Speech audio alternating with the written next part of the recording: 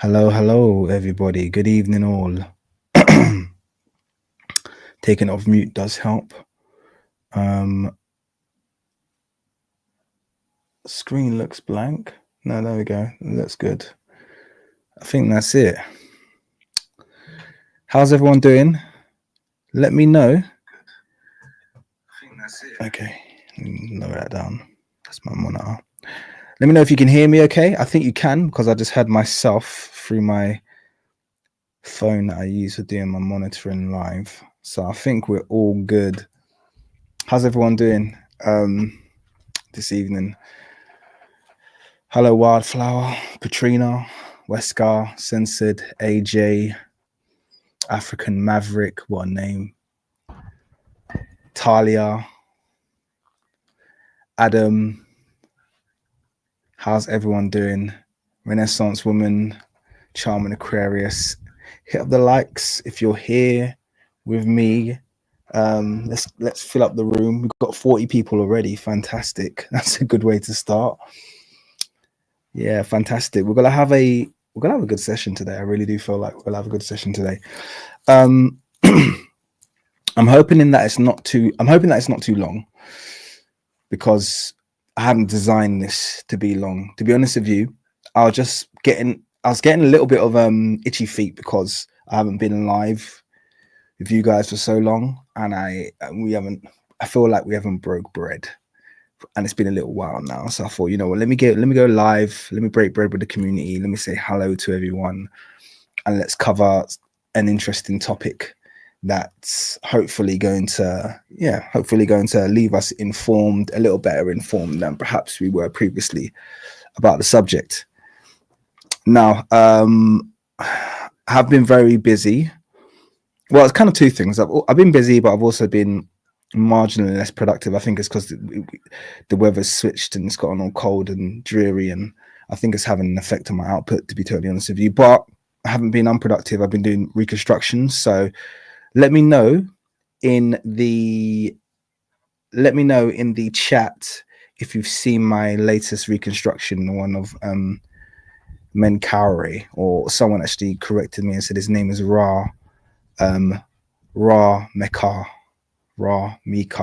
which I found interesting. I'm not going to go back and forth about it. Obviously, you know, I'm rudimentary when it comes to the subject of Medunetta, but I did dispute whether or not men should be pronounced men because I thought it was agreed that it was. But you know what? I don't put anything past how little the field of Egyptology actually knows about the African language, which is Medunetta. So I know it's written in the order of Ra Menka or Ra Mika, depending on how you pronounce that. But they always say that the name of the deity or the Netta always goes first. And sometimes, or a lot of the time, they like when it's Ra, they like to transpose it to the end of the name. I don't know why that convention's there. I do know this. In most African societies, we have Ra or Re is one of the most common name suffixes you can get in Africa. So many people are named something. I got a brother named Dare, for instance. It's very, very common, very, very, very, very common, unspeakably common, Ra and Re. So I don't know. Anyway, I'm not going into that. That's a whole different subject. But yeah, so I'm glad people hit up the likes. I think a few people have seen my reconstruction. Someone asked, I think I saw someone ask, are you no, sorry, that's what I want to put up there. Are you going to respond to Metatron? Already did. I think, are you asking about my subsequent parts? Because I'm doing a 5-part series on the Moors. I've written part 2 and 3, and I haven't recorded them. And part 4 and 5, I've already put quite a lot of content together for those as well. I did part 1 already, so I already did a part 1 response to his video about the Moors. But yeah, I haven't got anything in the immediate pipeline in terms of that. Just trying to make sure that I get things out in the right order. Yeah. And also, just to be clear, I mean, someone said there, Censored said, I'm tired of Megatron or Metatron. And I totally empathize. That's why I wanted to make my response more about the subject of the Moors, which I do think is a subject we need to discuss, than actually making it about a direct response to his video, because I feel like this subject of the Moors is something that I was destined to cover. It's something that I've wanted to cover for an incredibly long time now. So I took it as an opportunity. And actually, I'm quite glad that I did that, because taking that approach made it less personal. And I'm not sure how many of you saw Metatron's video, but he was very respectful. And he actually was very pleased with the way that I tackled it. Not making it personal, making it more about, let's have a debate about the subject, which I feel I would have done that with our Egypt debate, but I feel like he was really antagonistic in his first two videos. So I just measured it. I just kind of like gave back the energy that I felt he gave out, if you know what I mean. And he was really annoying when he made those videos. But then by the time, you can even see by the time he hit his third response in when we did our Egypt debate, myself, Metatron, Quelimika, Know Thyself, Mr. Imhotep. By the time we hit part 3, the tone of the debate had completely changed. He had become much more respectful, and I certainly was happy to reciprocate that energy. So by the time he did his third response in our kind of Egypt back and forth, I was cool. I was actually like, okay, I'm over this. This doesn't have to be an antagonistic argument. But you feel the need. I felt in my first response, I felt the need to kind of like really dig my pole in the ground and really stand strong and say, no, you ain't gonna just disregard, African scholars in the way that I felt he indirectly did. Maybe not directly, but indirectly did. So anyway, yeah, that's kind of my response there. Mr. Imhotep is definitely bright. So I don't know about that. Is everyone, by the way, there's a little I haven't heard from Mr. Imhotep recently. Does anyone know? Can anyone just confirm that all is well there? Because I've had people messaging me and they've said that his kind of sites have all gone quiet, all of his social networks. There hasn't been much coming out there. So just let me know if you're a follower of Mr. Imhotep, if he's put anything out new, or if you've heard anything from him. It would be nice to know that all is well. And I'd like to go and share that to my patrons who've been asking if he's okay. So let me know about that. I don't have direct contact with Mr. Imhotep, so I don't know. We don't have direct contact, unfortunately. So yeah, Black Rampage 2, thank you very much, sir. Always here to support. He says unite the space, and a very generous $20 donation. And I do think unity is important. I don't think all people think that way. I haven't got that much energy for arguing with people, but also on top of that, I do think that it's very easy to concentrate on the thing that you on divergent views. So you can meet someone, they could agree with 96% of the stuff that you say, but you're gonna find that you argue about the 4% that you don't agree with. And I tend not to do that when it comes to Africana scholars, I'm gonna say. So when it comes to scholars, Black scholars, Africana scholars, Pan-African scholars, whatever you want to call them, melanated scholars, I don't really care what you call it. I try to find the common ground. I hate arguing over differences, because you never are going to agree with someone 100%. And I say this to people all the time, like, you're never going to agree with someone 100%. No one, even out of all of my subscribers on this channel, there's no one who's agreed with every single point that I've ever made. There's got to be one thing or two things or a few things that you think, you know what, I don't agree with what King's monologue has said there. And that's okay. That's okay, because you know what, I don't agree with 100% of what I say.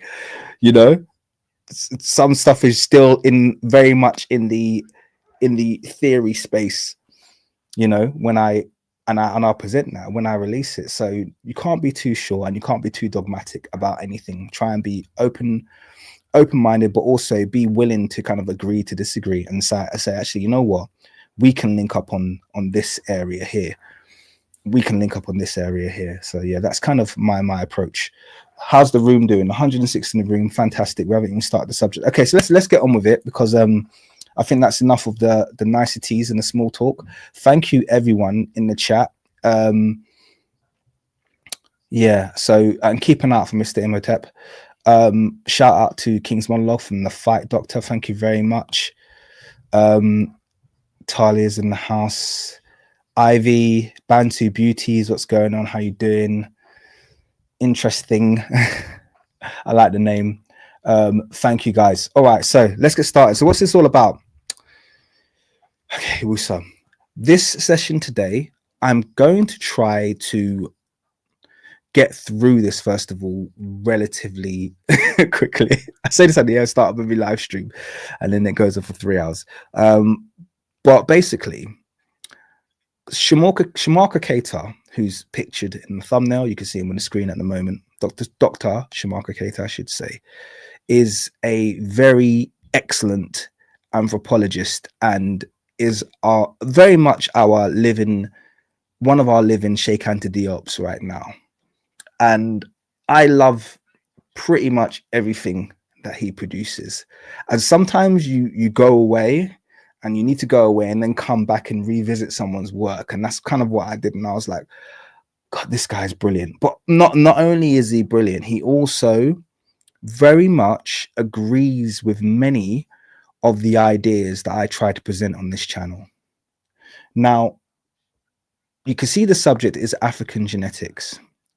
And if you've been here long enough, I think you know what my thoughts are regarding the treatment of genetics, how it's treated in the field of kind of internet scholarship. And I'm going to kind of earmark internet scholarship, although there are some peer-reviewed scholars who do the same thing. I think Eurocentrists definitely like to manipulate data. But the point is that people make really wide-reaching, spurious conclusions based on really thin genetic data and really poor interpretation of the data. And I've said this for a long time. I've also stressed for a long time that uniparental markers aren't as useful for identifying ancestry as people think they are. They're particularly unuseful when you look at them historically, because without a complete historic record, it's impossible to know where the origin of that particular marker was, what people with that marker were doing at that moment in time. All we have right now is kind of like current snapshots, i.e. present modern day snapshots of representation. And we know that this world, people are not in the same place that their ancestors were. Okay. Particularly if you look at continents like Europe, for instance. Yeah, a lot of movement there. Africa is another place. People are not in the same place their ancestors were. There's been immense movement of people around. And when it comes to the interpretation of a lot of genetic data, they take a present snapshot and then they kind of back apply it in this bizarre pseudo application. So it's kind of like, well, you know, this person from, I don't know, 5000 BC carries this marker. And this marker happens to be at its highest frequency in Central Europe. So therefore, this person is a Central European. That is literally the most stupid conclusion one could come up with. It's like the most stupid conclusion one could come up with based on where the marker is populated now must be where it was, you know, 7,000 years ago. No, it's actually much more likely that that person is perhaps an ancestor to people in these different places, but they could have been situated or located anywhere, and their ancestors could have come from anywhere as well. So that's kind of like the surface level discussion, but I'm not going to go into any more detail than that because we're going to be doing a lot of reading today. So let me quickly put out a few disclaimers. Today is going to be text heavy. It's not going to be the most pretty. It's not going to be the most visual, okay? But it will be, I think it will be informative, okay? We're going to do a lot of reading, but it's going to be informative. We'll stop for discussions, jump in, ask questions. Let me know if you want to jump on the live chat as well. I think I'm going to be relatively loose with this session as well. So if you want to jump, if you feel like you could contribute to this topic, you don't have to be an expert. You could just have a point of view on something that we've discussed that you want to share, and you want to jump into the live chat. I feel like I'm going to have that open as well. But other than that, I kind of want to jump in to what we're going to be discussing today. So let me, at this first juncture, introduce you to the papers that we're going to be covering today, because there's going to be 4 papers that we cover today. So I'm just going to pop them on the screen so we're all clear. Okay. So let me just drag this onto the screen. All right. So the 4 papers we're going to be covering today, in this order, are going to be the Schuenemann study. I'm sure you guys are very happy about that. For those who don't know, this is like the bane of any thinking person's existence when it comes to ancient Egypt, because the amount of stupid conclusions that have been made based on the data that came out of this study. But this is the Schuenemann study, where they tested their Greco-Romans and came up with the idea that basically modern Europeans were the closest ancestors to the ancient Egyptians. So this ancient Egyptian mummy genome suggests an increase of sub-Saharan African ancestry in post-Roman periods. We're not going to read the whole paper. We're just going to read the extract at the start, and then we're going to dive in. There's a reason. This is just setting the scene, okay? So we're going to use this paper to set the scene. The next paper we're going to read is going to be, or not reading in total, but yeah, no, we are going to read it in total. The next paper we're going to read, or the first paper we're going to read in total, I should say, is Ancient Egyptian Genomes from Northern Egypt, further discussion. So this is a paper by Dr. SOY Keita, who's on the thumbnail, and Jean-Philippe Jourdain. And this guy over here always gets left out, Alan Anselin. That's not very fair that I do not even know who this guy's name is. I always call this the Jourdain study, and I know that Keita contributed. I always just leave this dude out, which is not really fair. So Alan, you're there as well, man. Maybe I'll give you a shout. I'd love to know more about you. So we're going to read this, and this was kind of like a response to the Schuenemann study. We're going to read this in its entirety because there's so many gems that I think you need to take away from it. And then the crowning thing that we've got, and by the way, none of these papers are very long. So if you're worried about the amount of reading we're going to be doing today, none of these papers are particularly long. They're all kind of like very, very reasonably length, quite easy to digest papers. Then we're going to be moving on to this excellent paper called Interpreting African Genetic Diversity, or Diversity, I should say. This paper is a very brilliant paper by Rick Kittles, who's a geneticist, American geneticist, Dr. Rick Kittles, I should say. And once again, Dr. SOY Keita. And this paper just kind of like is just boom, boom, boom. Those booms where they're like big boy point, big boy point, big boy point, big boy point. Yeah, that's what this paper is. And when I read this paper, it was very cathartic for me, because I was just like, yes, that's what I've been saying all along. This is what I'm trying to communicate to people. Just on a side note, really, really quickly, I have to say this. I'm quite strong in the field of computing. I've got a computing degree. I've spent a long time teaching computing, etc., etc., etc. And when you understand, well, if you understand the area of computing I come from, it was heavily weighted in the field of databases. Okay, so I know how to program databases using SQL, MySQL, etc., etc., etc. But once you understand databases, you realize that this whole field of genetics that we're in, that people think is okay, yeah, it is biological. You got to get the DNA. But once we have that DNA becomes data, and how we interpret that DNA is intrinsically linked to how you treat the data. Intrinsically linked. And I knew that straight away. And I was like, well, look, this DNA can tell you anything. This DNA can tell you absolutely anything. depending on who is interpreting the data and what information they've been given.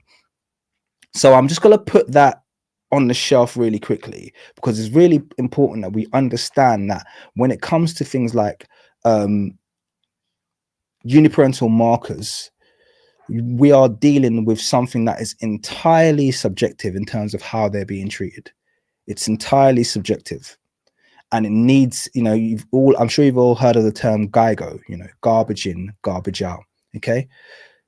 The database is only going to give you good data if you utilize, you know, algorithms that make sense, if you utilize a script that makes sense. And actually the word script is quite apt, because people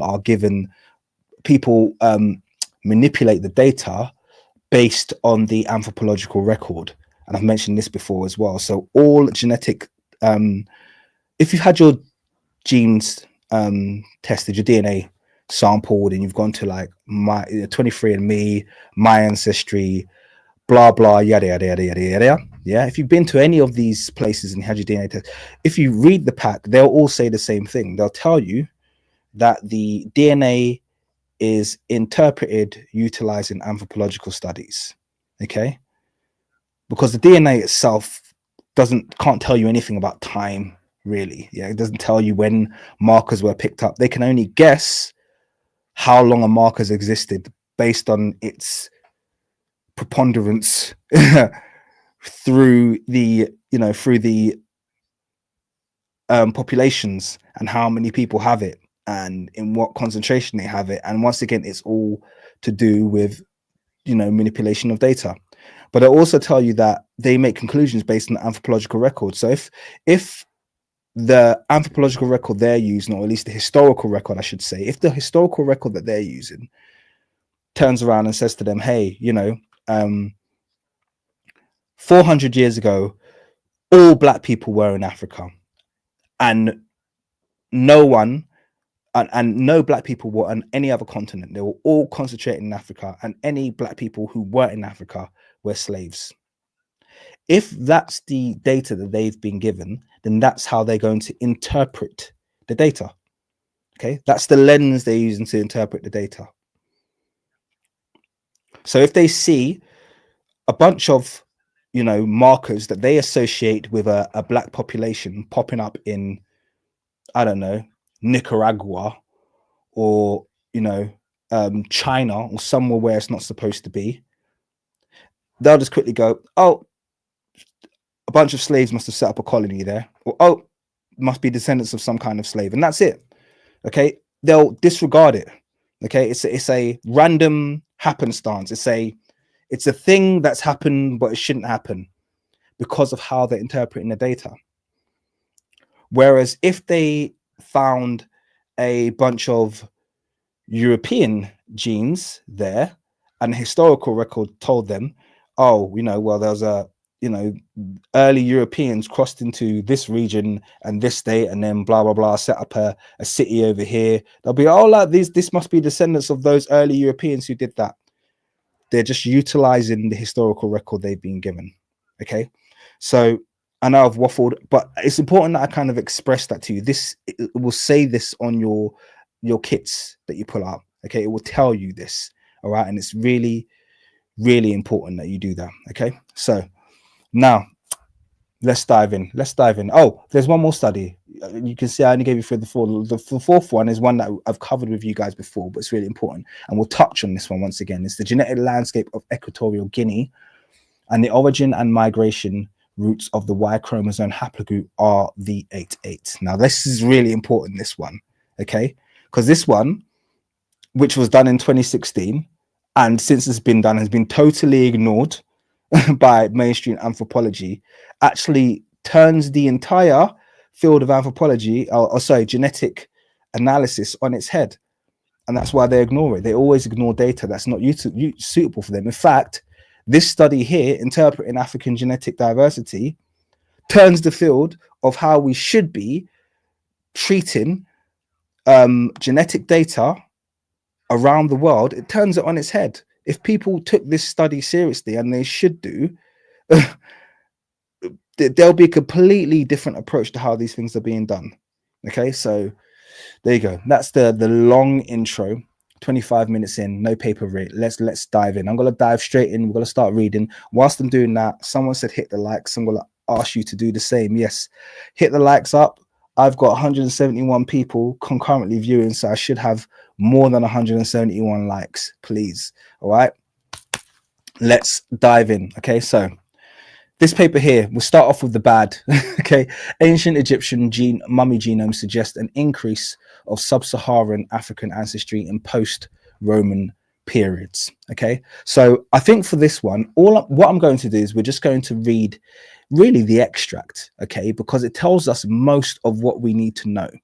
And I think many of you will be familiar with this study already. This is the study that basically any modern European who doesn't like black people claiming that ancient Egyptians were native African people, this is the study that they'll bring up. And you know what's really interesting? Modern Egyptians, some, not all of them obviously, but lots of modern Egyptians love to quote this study. And I find that hilarious because this study says that Europeans are more Egyptian than modern Egyptians, but they're happy for that. This is the weird thing. This is the world that we live in. Yeah. Modern Egyptians are more happy. They claim to be, we're indigenous. Oh, we're African. We're African. We're indigenous. We're the ancient Egyptians. Got nothing to do with you blacks. Okay. That's what they'll say. But then they'll pull up this study, which says that actually ancient Egyptians are more related to Europeans than they were. And then they'll embrace that. They'll be like, yes, we have more African DNA just because of slaves. It's like, wait a second. So you're happy for ancient Egypt to be European, but you're not happy for it to be African. Like it's very bizarre. It's very, very bizarre. But anyway, I'm not going to try and psychoanalyze that kind of bizarre behavior. Let's just read the paper. Let's go.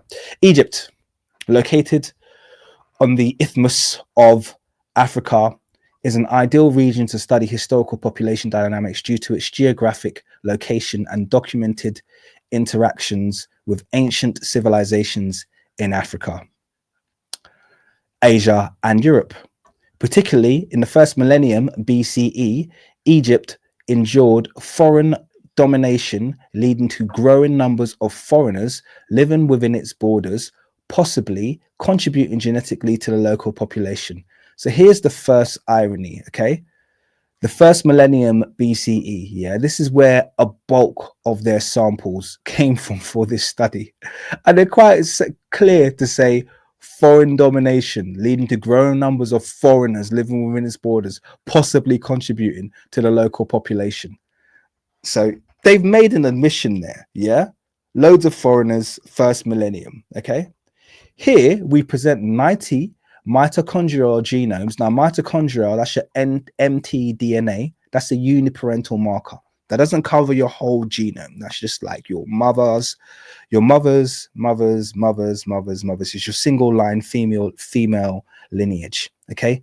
And obviously, the further you get from the source, the thinner it gets. It's not very useful for anything else other than really establishing patterns of movement and who you share, what modern populations you share, that marker with. So here we present 90 mitochondrial genomes, as well as genome-wide data. So genome-wide data is your aDNA. That's your entire set of data that you need to do really robust genetic testing. Data sets from 3 individuals. So they're quite clear.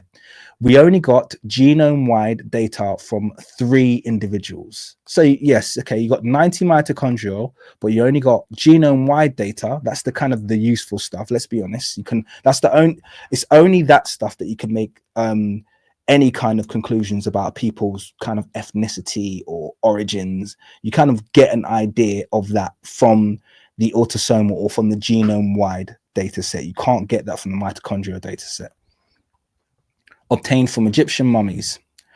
The samples recovered from Middle Egypt span around 1300 years of ancient Egyptian history from the New Kingdom to the Roman period.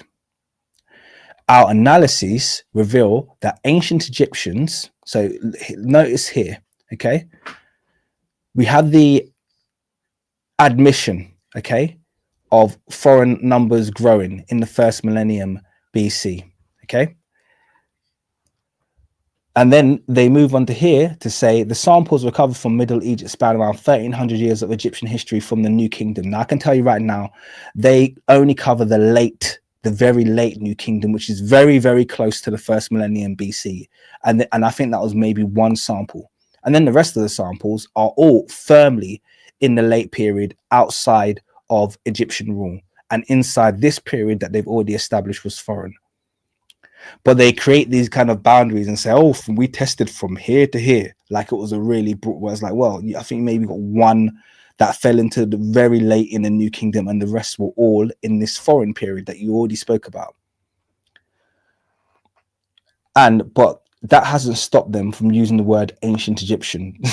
And then it says, our analysis revealed that ancient Egyptians, but in spite of everything they've just said and all these admissions they come up with, their analysis reveals that ancient Egyptians, even though they've already admitted they only had 3 individuals, and out of those 3 individuals, only one of them was in a time period that could be considered to be ancient Egyptian. The other 2 definitely were not.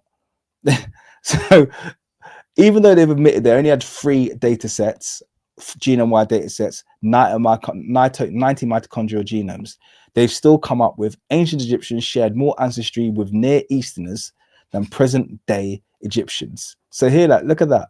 More ancestry with Near Easterners than present-day Egyptians. And yet, the people who like to quote this study more than anyone are present-day Egyptians.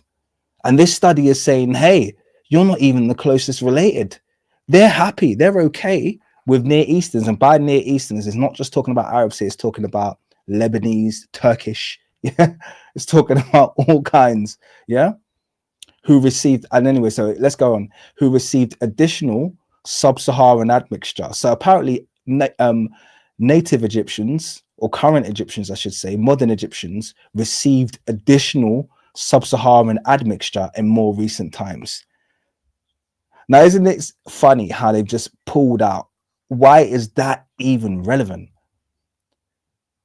If this study was not biased and didn't have any racial agenda, where did this even come from?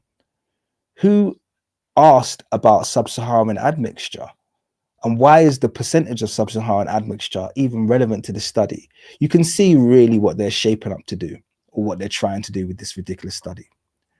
This analysis establishes ancient Egyptian mummies as a genetic source to study ancient human history and offers perspective of deciphering Egypt's past at a genome-wide level, with their 3 genome-wide data sets, and only one of them from a qualifying time period.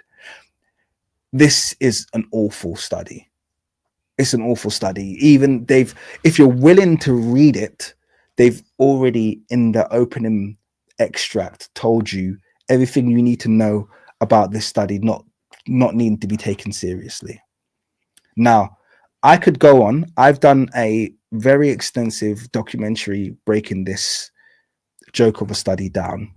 And in addition to that, it's very important to note that the tomb that they got their samples from, Abu Sir el-Melek, did it mention that here? It didn't. I don't want to go into the study, it's too detailed, but the tomb that they got their samples from is a part of the Fayum complex, or part of the Fayum district. And the Fayum area, I said this in the documentary, was an area that was built up, owned by the Greeks, by the Ptolemaic dynasties. Okay, so this was their inpost. Their outpost was Alexandria, and their inpost within Egypt was the Fayum district, okay, or Crocodilopolis. Okay, so that's the place that they established themselves. This is where the Greeks established themselves inside to rule from within Middle Egypt. So they had their 2 districts, Alexandria, which was not a part of Egypt, but was right next to Egypt, and then the Fayum, which was right in the center where they would rule from. And the Abu Sir el-Melek tomb was an abandoned tomb. So the one thing we know there is that every single mummy in Abu Sir al-Malik was likely of Greek origin. They're well aware of that. In addition to this, and by the way, when I mention this to people, they're like, "Oh, that's not true." It's like, no, there's actually, I've already shared a study where you can see that the Abu Sir al-Malik tomb is one of the many tombs that they found the Fayum portraits. Okay, in fact, it was one of the biggest contributors to the Fayum portraits. Okay, those are regarded in the historical record as being Greco-Roman in origin. They all have Greco-Roman names. None of them have native Egyptian names. These people are foreign, and they're very, very, very aware of that. So that's that. I'm not going to go into too much more detail because I want to get into Keita. Okay, we've read that now. So now I've kind of painted the picture. We could go into more detail. I want to get into Keita because his studies really do a fantastic job of breaking this down in the way it needs to be broken down into. And I do hope I get to where I need to today. So we're going to go to this paper here, Ancient Egyptian Genomes from Northern Egypt. And this is a direct response to that joke of a paper that we just started getting into. So I'm going to zoom in because we're going to read this in its entirety. Like I said, it's not too long. Bear with me. I hope you're not getting too bored. Hit up the likes and I'll try and, in fact, before I quickly get started, I just want to quickly have a scroll through.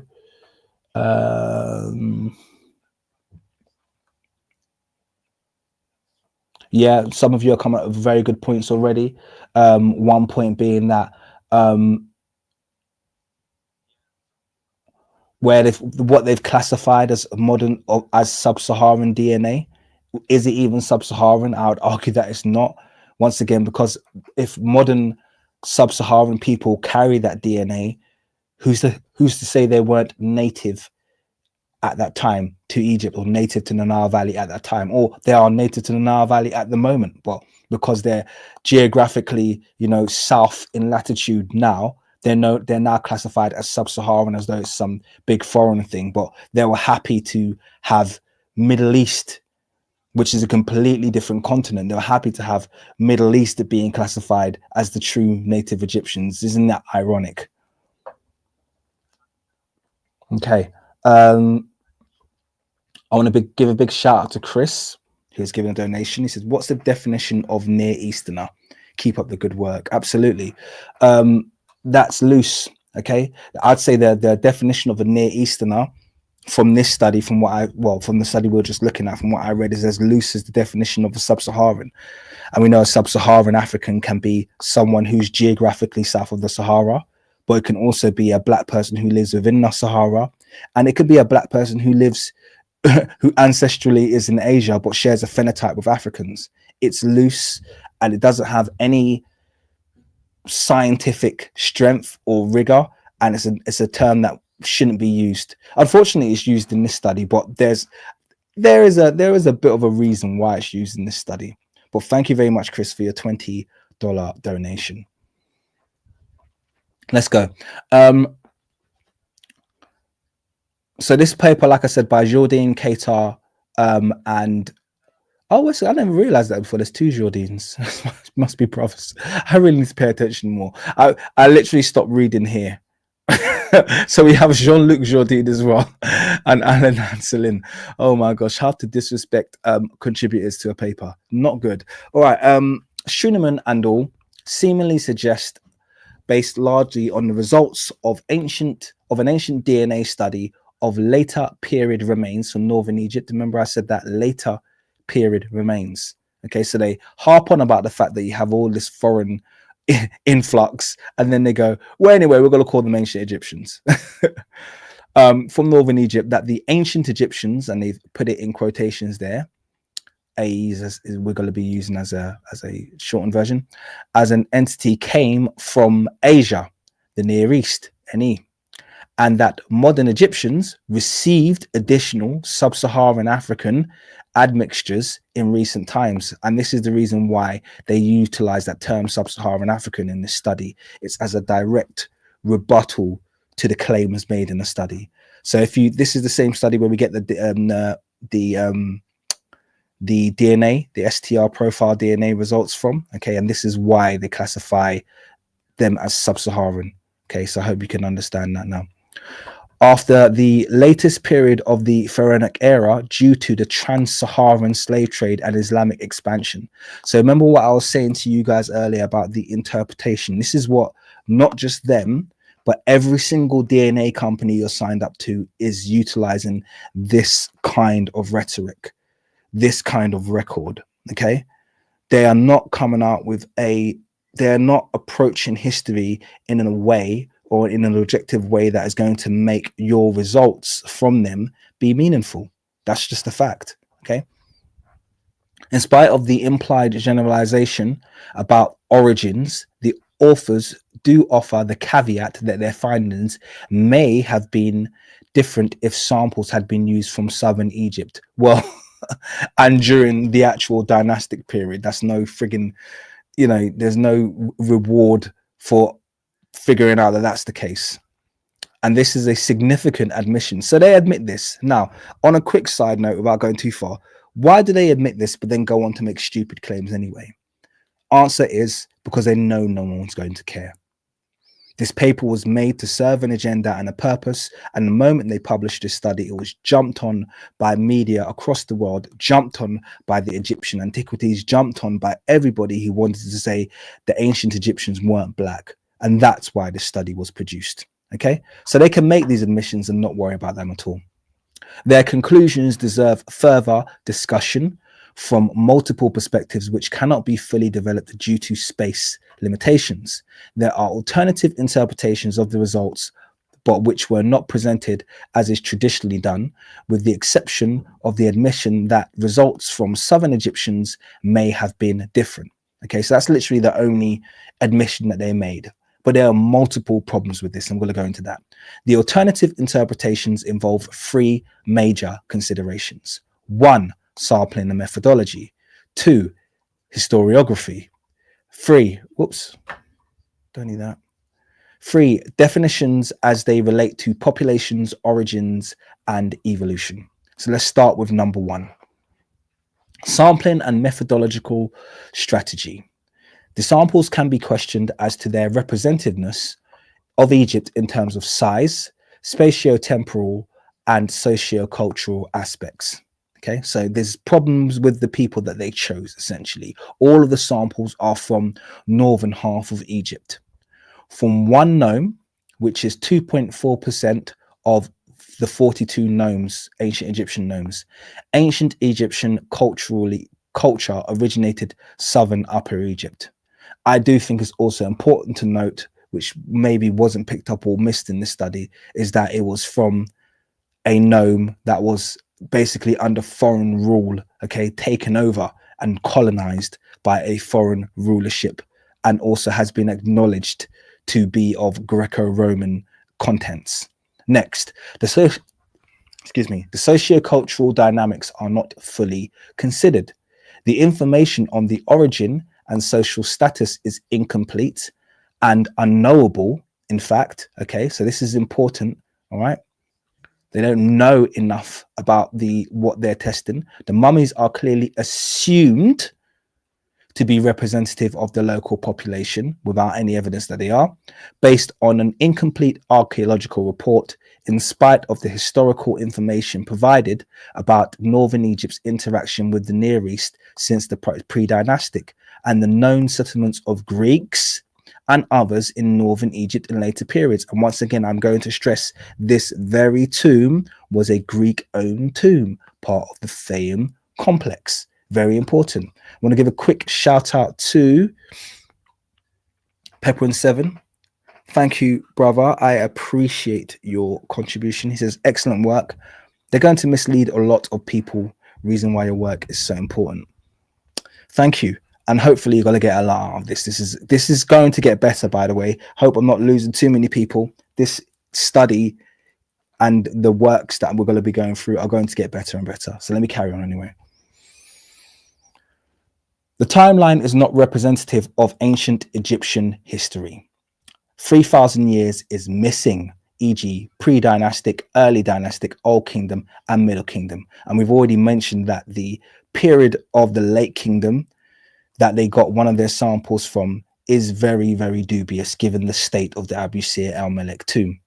I got another shout out to give to Gift of Knowledge. Thank you so much. It says, love you and your content. Much love from Dallas. Thank you for your very generous gift. I appreciate you.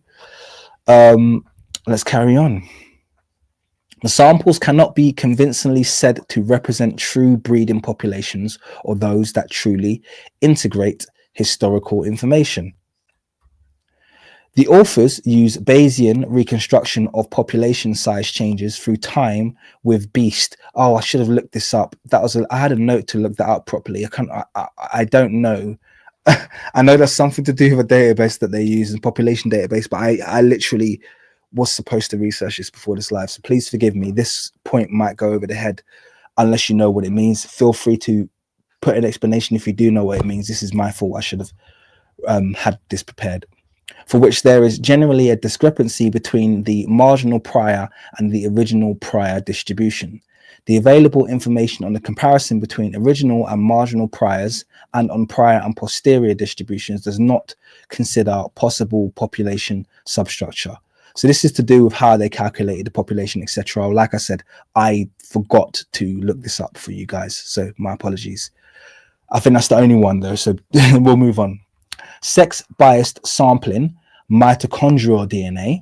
Remember, we spoke about the fact that it's the mother's mother. That's a single line DNA. Okay, you can't make, you just can't make conclusions about one's, ancestry over 5,000 years, difference based on, a single line of, a single descendant.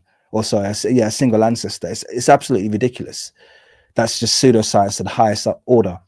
Cannot recover population demography of the whole country unless the sample size is large enough and representative in terms of chronology, regional variation, ethnicities, including the foreign presence, class, and geography. It suffers from many biases that can affect the assessment of the effective population size changes, mutation bias, and natural selection. And it's really important to add that mitochondrial DNA is something that they like to test in ancient Egypt. Okay. They never like to test Y DNA. And I'm going to give you a quick overview of why I believe this is the case. Mitochondrial DNA, like I said, is the female lineage. Y DNA is the male or the paternal lineage. Those of you who are even just moderately schooled in ancient Egypt will know that there was a trend of, pharaohs and nobility in Egypt having basically harems. Yeah, they had well-maintained harems of concubines, female mates, partners, and wives, foreign wives, who would all be bringing their mitochondrial DNA from various places. However, the Y DNA, i.e. the paternal lineage in ancient Egypt, is the thing that would have remained in line with the rest of Africa, or in line with the indigenous, because they weren't shipping in boatloads of men to mate with their women. It was the other way around. And so therefore, if you really want to get a good idea of what the indigenous ancestry looks like, then there should probably be a preference or a leaning towards looking at the Y DNA. But here's a quick spoiler for you guys. They haven't looked at Y DNA since Zahi Hawass tested the Amarna and the 18th and 19th dynasty lineages back in 2008, I think it was 2008, published in 2010. They haven't tested Y DNA since then, because the Y DNA, just like most of you who've done your DNA tests and you're all related to Ramesses III, that's because the Y DNA that they did get came back very African. So they're very, very worried about testing Y DNA. They'll only test mitochondrial DNA because they know it's very likely you're going to pull up loads of different, depending how much they like to, have, foreign women. You're going to get lots. You're going to get like almost a cocktail of different populations being represented. So it's much safer for their narrative to test mitochondrial as opposed to Y DNA. They know exactly what they're doing there. Let's carry on. The whole genome sample size is too small. N3. Okay. I like the way they've put that there, like it's a formula. That means, you know, you had 3 samples. Okay. You're making a claim about all ancient Egyptians. You had 3 samples and only one of them from a dynastic era to accurately permit a discussion of all Egyptian population history from north to south. It's ridiculous.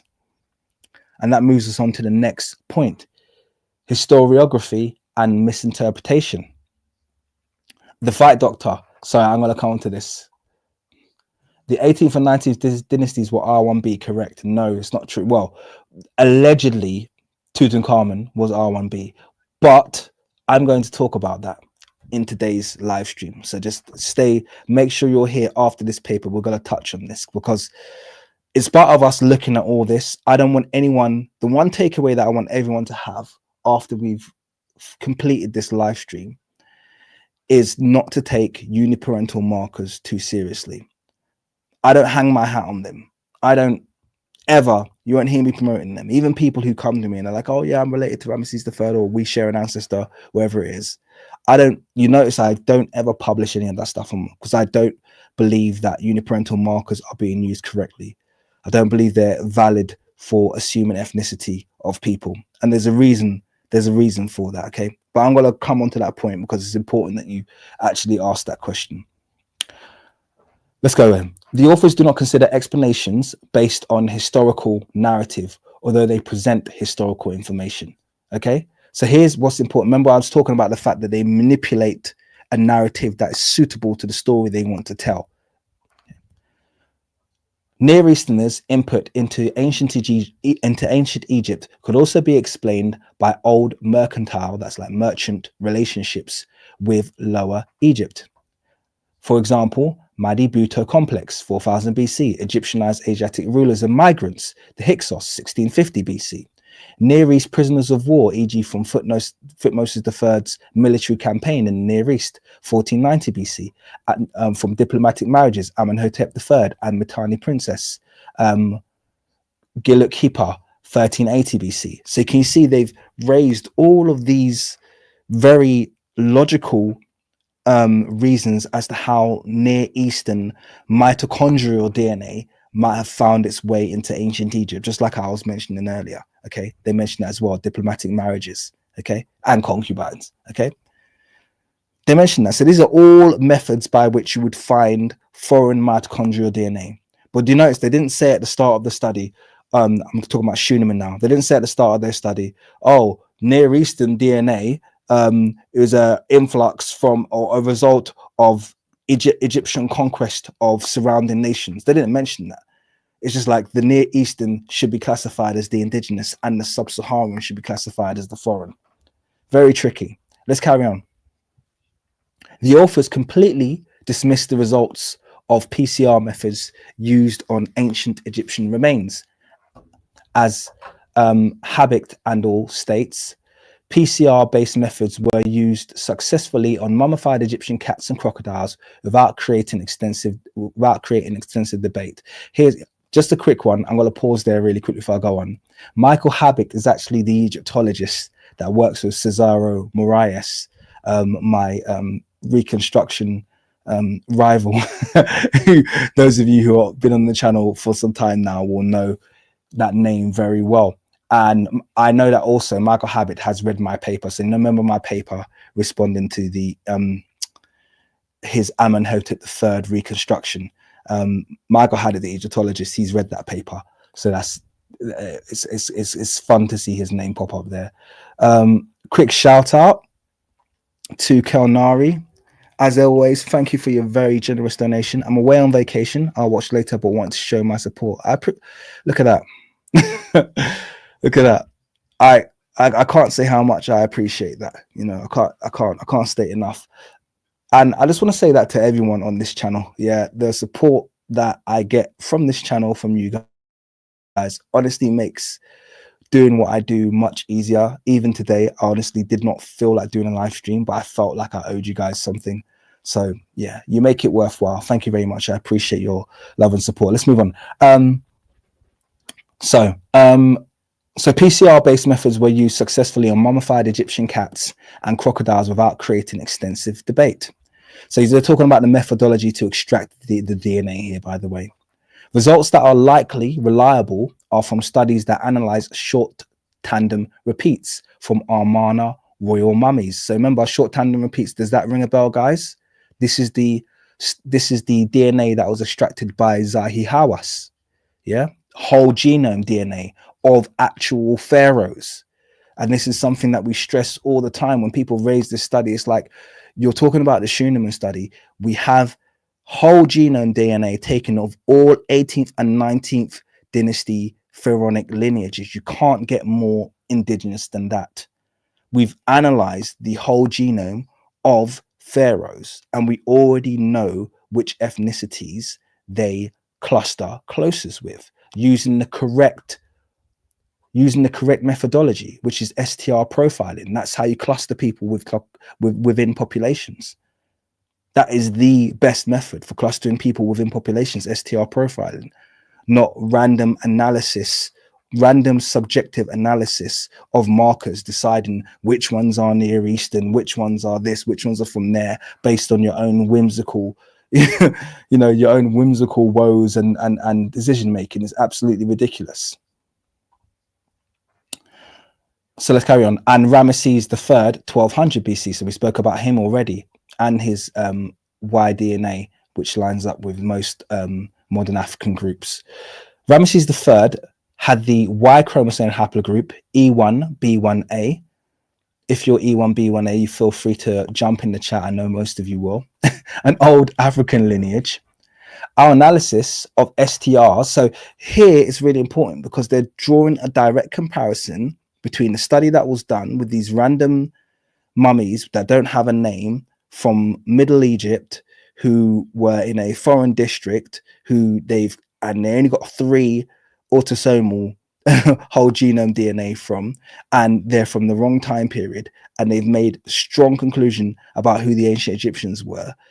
But an existing study that has whole genome DNA of far more participants and people within the right time period who were definitely ancient Egyptians, they totally ignore that. How ridiculous is that? Can I give a shout out to Raise Jed?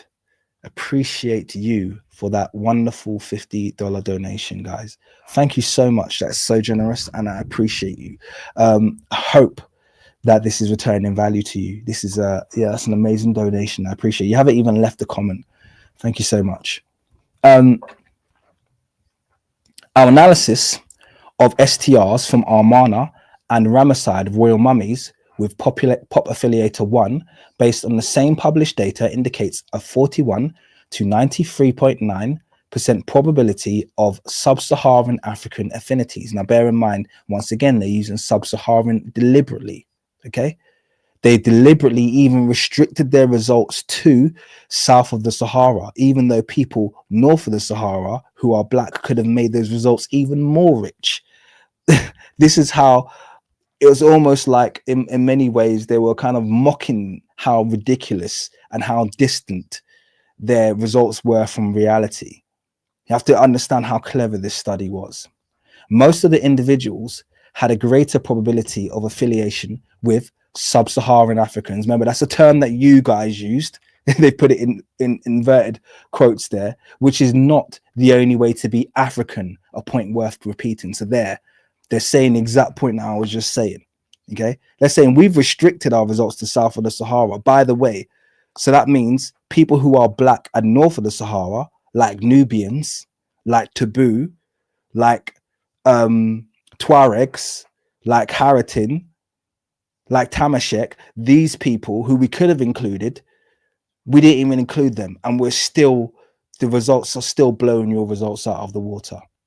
Okay, there are some philosophical issues as well for which space does not permit a full discussion. Conceptually, what genetic markers, and this is really important now, this is the harder part to explain, but this is, for me personally, the key part. So I'm going to go through this with generally slow speed, okay? And I want you guys to really take this in, okay? There are some philosophical issues as well for which space does not permit a full discussion. Conceptually, what genetic markers are considered to be African or Asian needs discussion, and of what defines Africa as well.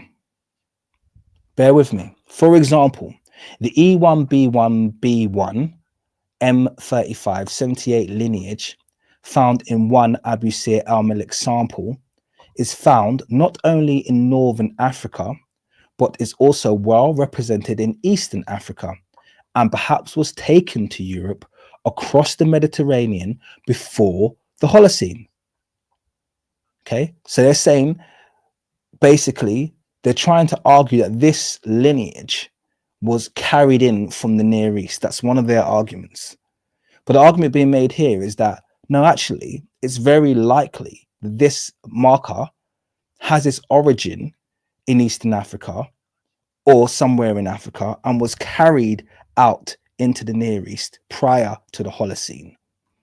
Now, we're going to have a little break here, not a break, but a short break, because I think it's important that sometimes these terms are thrown out and people don't fully understand what they mean. And that's totally fine. If you don't live in the world of historical anthropology, some of these terms will go over your head. So I did a bit of digging for everyone so that we could understand this terminology together and make sure no one gets left behind. So here is a useful little table so we all understand how this works. The Holocene. So basically, the Holocene is basically the last 10,000 years. It's actually 11,700 to be precise, but it's the last 10,000 years. And it's given this distinction because that's really kind of like the period of advanced human behavior, so to speak, the first civilizations. So it's broken up into the late Holocene, which is where we are now, the middle Holocene, which is before around 2200 BC. So this is kind of your old kingdom and before. So this is kind of old kingdom / Sumeria you would have in the middle Holocene. And then the early Holocene, you kind of got those lost civilizations that we don't really know much about. So that's one of the terms you'll hear quite a lot. Prior to the Holocene, you have the Pleistocene, and that kind of goes from the 11,700 to, I think, 100,000 BC. Okay, so you hear about the Pleistocene. Okay, so he was actually saying if something happened before the Holocene, he's saying maybe basically that marker was carried out into the Near East during the Pleistocene and then carried and maybe not even carried, never even carried back in. The whole idea of it coming from the Near East is an illusion. Okay, if it's something's carried out, let me make this very clear. If a gene is carried out, it's not going to, or a marker is carried out, it's not going to be carried out in its entirety. A few people who carry it are going to move out, and a few people who carry it are going to remain. And that's the important point here. This is why Africa is so genetically diverse and carries almost every single genetic combination there is, because most of them occurred in Africa. That's a spoiler for what we're going to be covering a bit later. The other periods that you need to know about as well is these periods up here. So obviously you all probably know the Middle Ages or the modern era. Okay. Then you have the Iron Age, and then you have the Bronze Age. Okay, so you have your Iron Age and you have your Bronze Age. Now, prior to the Bronze Age, you have your Stone Age. Okay, so your Stone Age really is from about, 4 to 5,000 BC. Okay, and it's called the Neolithic. It's also called the Stone Age is broken up into three parts, and I'm just going to say this very quickly because you'll hear these are terms that you hear, so it's good to know what they mean.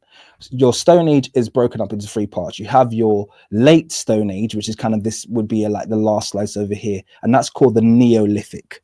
So Neolithic means new, neo means new, lithic means stone. So your late Stone Age is called the Neolithic. Then you have the kind of like the middle period of the Stone Age, which is called the Mesolithic. Meso meaning middle, lithic meaning stone once again. And then you have the Paleolithic, which is the oldest one. Okay, so Paleolithic goes like right back here. Okay, and that's your early Stone Age. Paleo meaning original, and lithic, once again meaning stone. So you have your original Stone Age, middle Stone Age, and your new Stone Age. So you hear these terms thrown about, so it's good to kind of like know what they mean. So when someone says, okay, Neolithic, you know roughly what kind of time period they're talking about. Holocene, you know, they're talking about kind of the period of modern civilizations that stretching back 12,000 years, and that's it. I just want to go over that really quickly. Sorry for those of you who knew that already. I'm sure a lot of you did, but I wanted to go over it anyway because I just don't want to presume when you hear these terms that everyone knows what they mean. I only learned those, you know, not like an age ago. So it's good to kind of just like obviously share and have that discussion. Let's carry on. Here we are. Okay.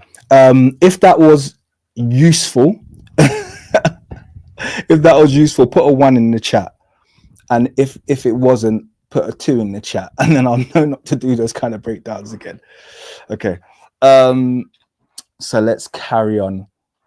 So I'm going to go from here. For example, the E1B1B1 lineage found in Abu Sir al-Malik's sample is found not only in Northern Africa, but is also well represented in Eastern Africa, and perhaps was taken to Europe across the Mediterranean before the Holocene. So sometime before 12,000 BC, it was carried into Europe, and that's how they ended up with it. E-lineages are found in high frequency, more than 70% among living Egyptians in Idama. Okay, so a specific area in Egypt where they have very high percentage of E-lineages. The authors define all mitochondrial M1 haplogroups as Asian, which is problematic. Once again, they find a haplogroup, and because it's got its highest frequency in Asia in present day, they say, well, that's where it originated, and therefore it must have been carried back in if we see it in Egypt. This is problematic. Gene history is not population history. I'm going to highlight that because I want you guys to really digest that point. Gene history is not population history. Okay. A lot of ones. Oh, great. Fantastic. You guys found that useful. That's really good. Gene history is not population history. So I'm just stressing that point. What does this basically mean? This means that seeing genes in a certain pattern, just the point we made at the start, seeing loads of Europeans, for instance, carrying R1b in Europe doesn't mean that any occurrence of R1b historically means that person came from Europe or had interactions with Europeans. It just means all the Europeans who come from a, you know, descend from a particularly small kind of like genetic, have a very small genetic field, for want of a better word.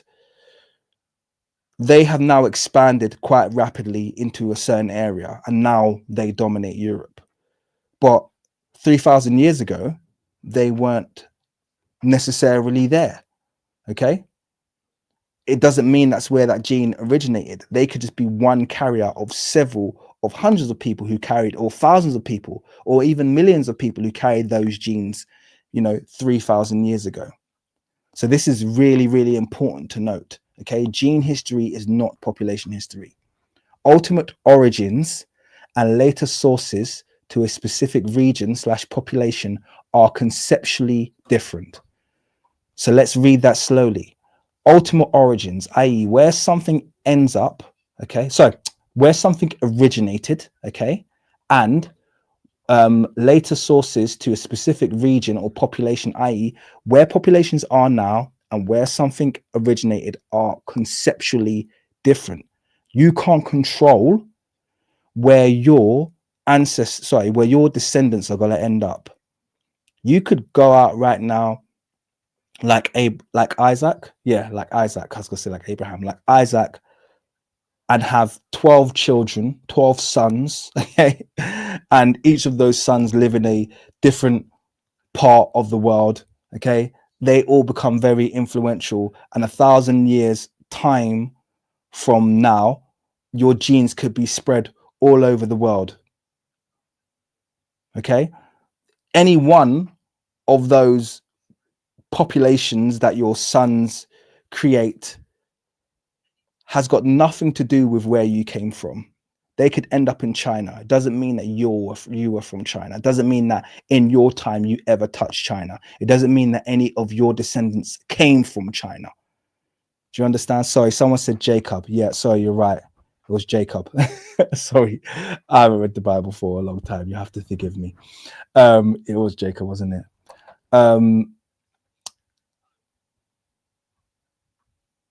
Okay, so let's carry on. Gene history is also not ethnic or linguistic history. And it's important to note this as well, because people will constantly try to create populations out of a marker.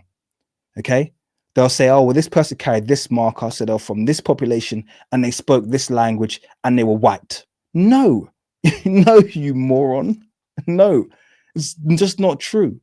Okay, someone's marker, particularly their mitochondrial DNA, has no effect.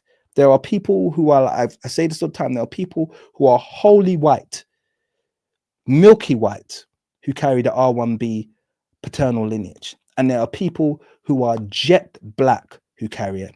And there are people who are super Chinese that carry it. It doesn't matter. Okay? That marker has no impact on them culturally, linguistically, or ethnically. You have to be able to match the anthropology with the data in order to come up with some kind of a suitable origin story. Okay. M1 has been postulated to have emerged in Africa, and there is no convincing evidence supporting an M1 ancestor in Asia. Very important. So they've said it's from Asia, but it said it's been postulated that it emerged in Africa, and there's no convincing evidence supporting M1 ancestor in Asia. Many M1 daughter haplogroups, M1A, are clearly African in origin and history. The M1A1, M1A2, M1A-Li, M1A-Le variants, all found in the Abusir al-Malek samples, predate Islam and are abundant in sub-Saharan African groups. So once again, these groups, so you're like, oh yeah, this is sub-Saharan DNA. Only this is sub-Saharan DNA. He's making it very clear. You pulled out a whole bunch of mummies who, based on mitochondrial DNA alone, could, he's not saying that they are, but he said they could be linked with sub-Saharan African groups. So what you're talking about in this study is a whole bunch of hot fluff, because all the stuff that you could be classifying as sub-Saharan African, you are deciding to, to create distance, when actually it's much more likely that these markers were, more than anything, were sub-Saharan African, but you've left that out of your entire discussion, particularly in East Africa. Furthermore, sub-Saharan African groups indicate to have contributed to modern Egypt do not match the Muslim trade routes that have been well documented, as sub-Saharan African groups from the Great Lakes and Southern Africa regions were largely absent in the internal trading routes that went north to Egypt. It is important to note that sub-Saharan African influence may not be due to a slave trade. So once again, this is just about having a correct narrative. Okay, you're talking about a country. This is the stupidity of it. You are talking about a civilization on the African continent, and they're saying the only way African genes ended up in Egypt was a result of slavery. It's very patently obvious what they were trying to do with that study, and it doesn't make any sense. I want to give a quick shout out to London MC.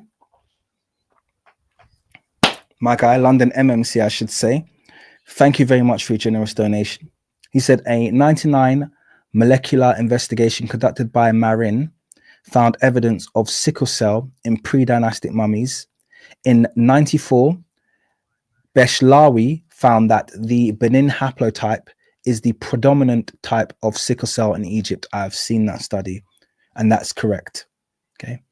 That's absolutely correct, because there are different types of the Benin, of the sickle cell type, and the one that's found not just in ancient Egypt, but also not just in Egypt and ancient Egypt, but also across the Middle East happens to be the Benin one, also in Southern Europe. So they've got that problem to deal with. We know why. On this channel, we know why. We know why they've all got sickles. They've all got the Benin type of sickle cell right across Europe and in Africa. Yeah, we know why that's the case. But when you have a revisionist form of history, you have to then make the case like they did in this study. The hilarious thing. So I just need to point out this note really quickly since you raised this point. One of the funniest things in this study is they push on and on about how endogamous the Copts are and how endogamous the Egyptians are. Oh, it's amazing. The Egyptians, modern Egyptians, have the same DNA that they did thousands of years ago. Oh, this is likely due to the fact that they're totally endogamous and they don't have, you know, they only marry amongst each other, particularly the Copts who have the purest DNA. Okay, so can you explain why the Copts, according to your own study, have 20% more sub-Saharan DNA now than they did then? Because according to your analysis, that means they were endogamous, but they just had a thing for slaves. Is that what it is? Is that what it was? They make it make sense, please. Because let's be very clear. A 20% increase, yeah? A 20% increase in DNA of any group represents substantial booty clapping. Yeah, substantial. We're not talking about a small amount here. Yeah, we're not talking about one here, one there. Yeah, we're talking about nationwide. Yeah. So if we're using your stupid logic, which is that it was just slaves, then clearly they weren't endogamous. Yeah, clearly they weren't endogamous because they ended up 1/5. End up with, we in reality know it's nonsense. Like I said in my study, the video I did before regarding this, that is the sub-Saharan DNA is the native Egyptian DNA. That is the native African DNA. Okay, it's the shared DNA, the African DNA. The foreign DNA is the one that was brought in, the one that's probably shared with the Near East. And actually, like I said, even in that study, when I made that video documentary, if modern Egyptians were proud of their African ancestry and proud of their shared ancestry of Africa, they've actually got very big clue in their DNA that they have a claim. Because people turn around and they're, oh, they're all foreigners. And I'm like, no, they're probably mixed. They probably have got loads of foreign blood, but they only need a couple of ancestors to say, hey, yo, I'm native. And I would never deny them that. How can you deny someone if they actually do have the ancestry? The issue is an issue of respect. Do you respect your native African ancestry? Because you do have it. Yeah, you do have it. You have 20% native ancestry. You absolutely do have it. So why didn't you respect it? If you respected it, there wouldn't be a debate here. It would be wonderful. It would be a wonderful world. We can move on. You could be like, yo, it's all good. Okay, I'm distracted. I'm distracted. RJ, can you jump on? Let me know in the chat, RJ, if you're available to jump on the live. You've been here before.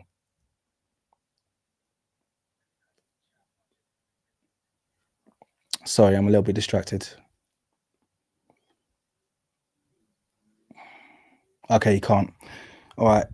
Can you confirm what you've written there? And can you give us any more details?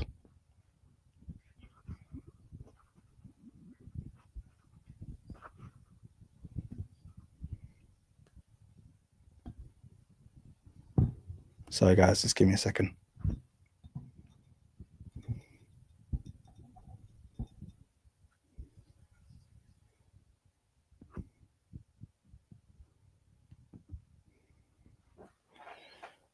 Okay.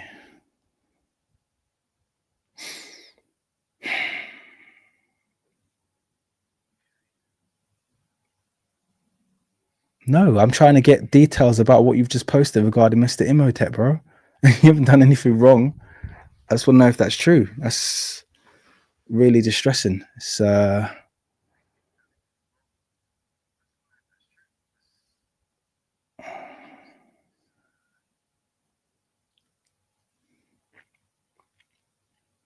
Okay. Okay. That's very bad news.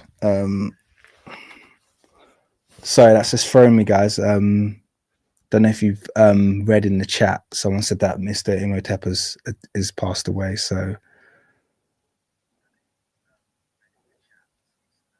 but is it true though? So you don't know. So that's not RJ's claim. Is it true? I need to know it's true because I can't. I'm not going to promote that on this channel or even suggest it unless it's true. Who's making? So RJ, you're not making a claim. Thanks. Okay, sorry. I just read it. When you read it, I thought you were making a statement, but you were repeating someone. Who made the original claim? And can you clarify, please? All right, because I'm sorry, I'm really distracted. I want to carry on, but I'm really distracted now and I can't. Oh man. Okay. All right.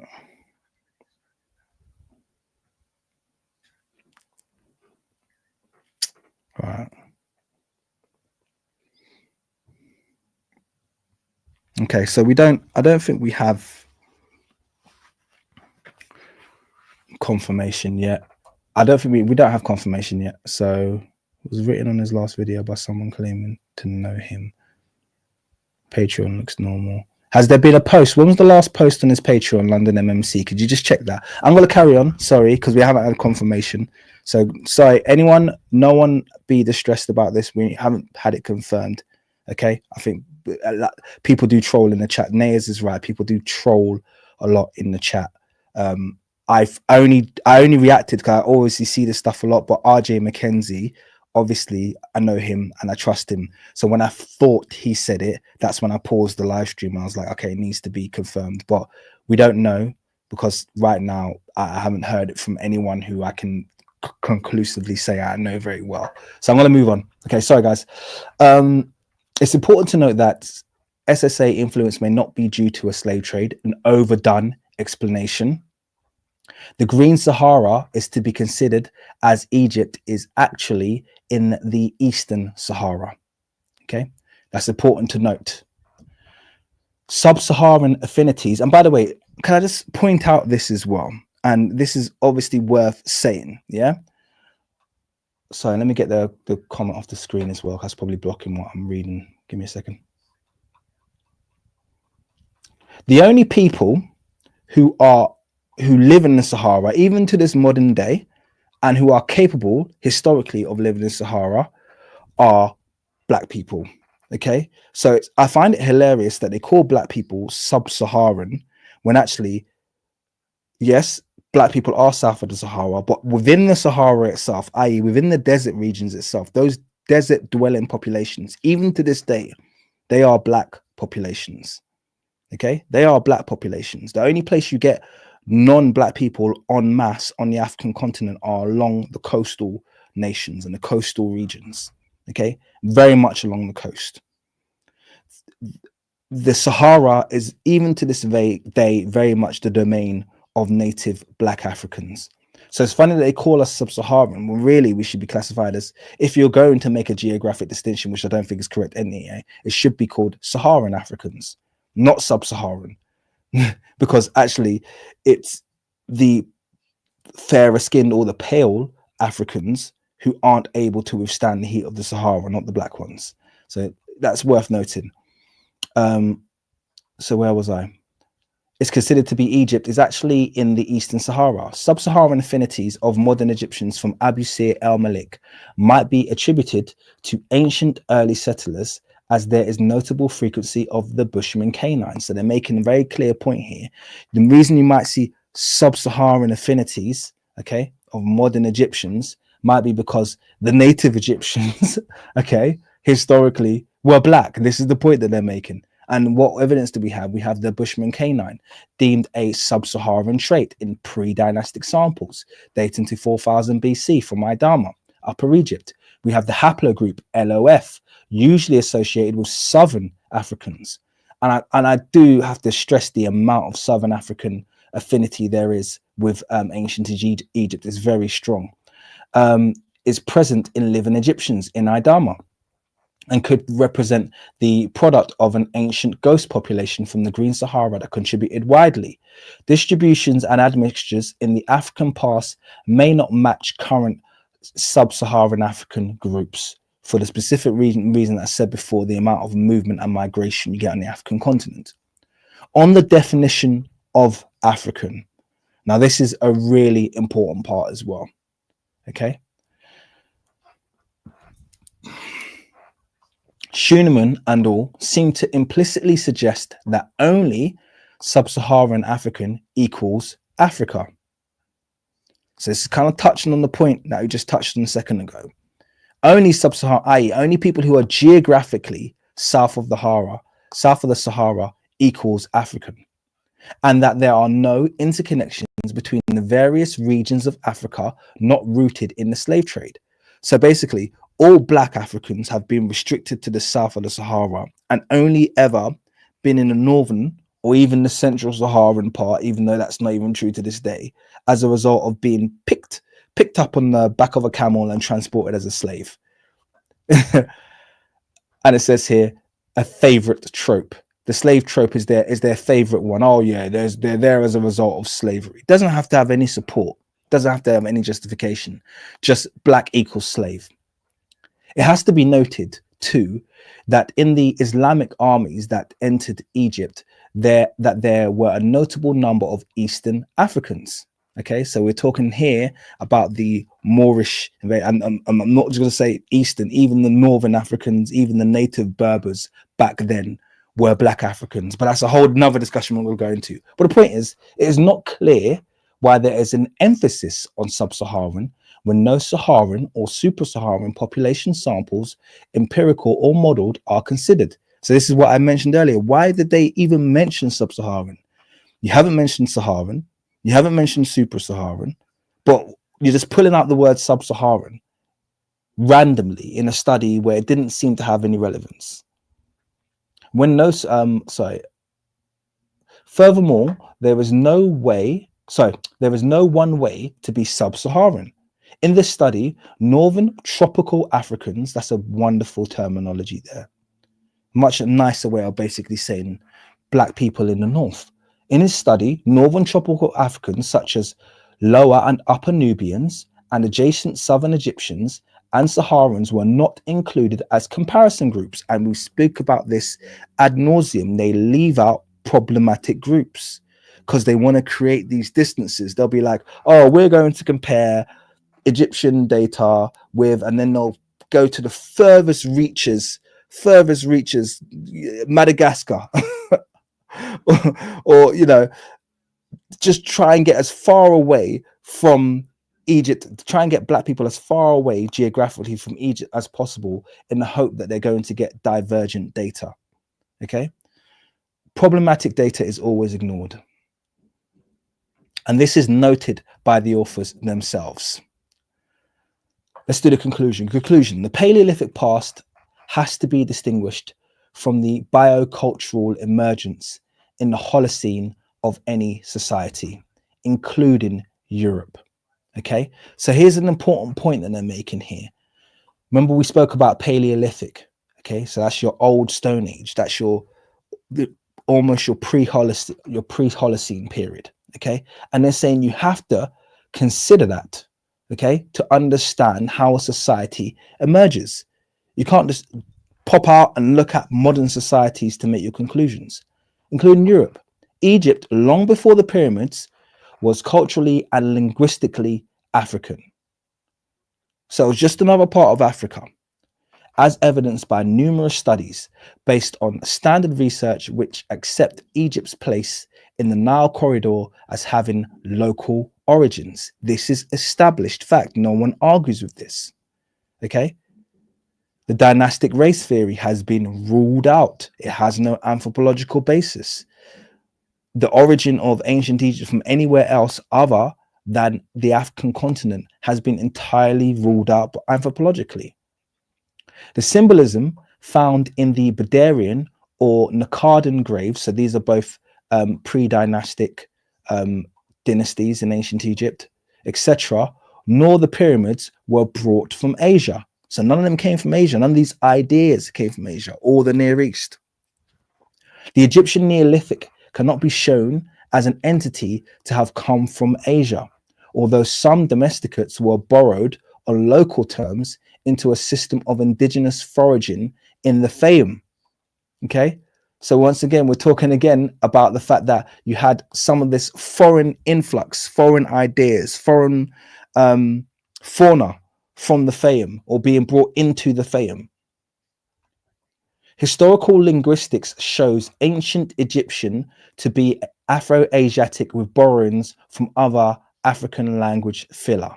Now, I know a lot of people have issues with the current linguistic groups, but either which way you swing it, the Afro-Asiatic language family is entirely African.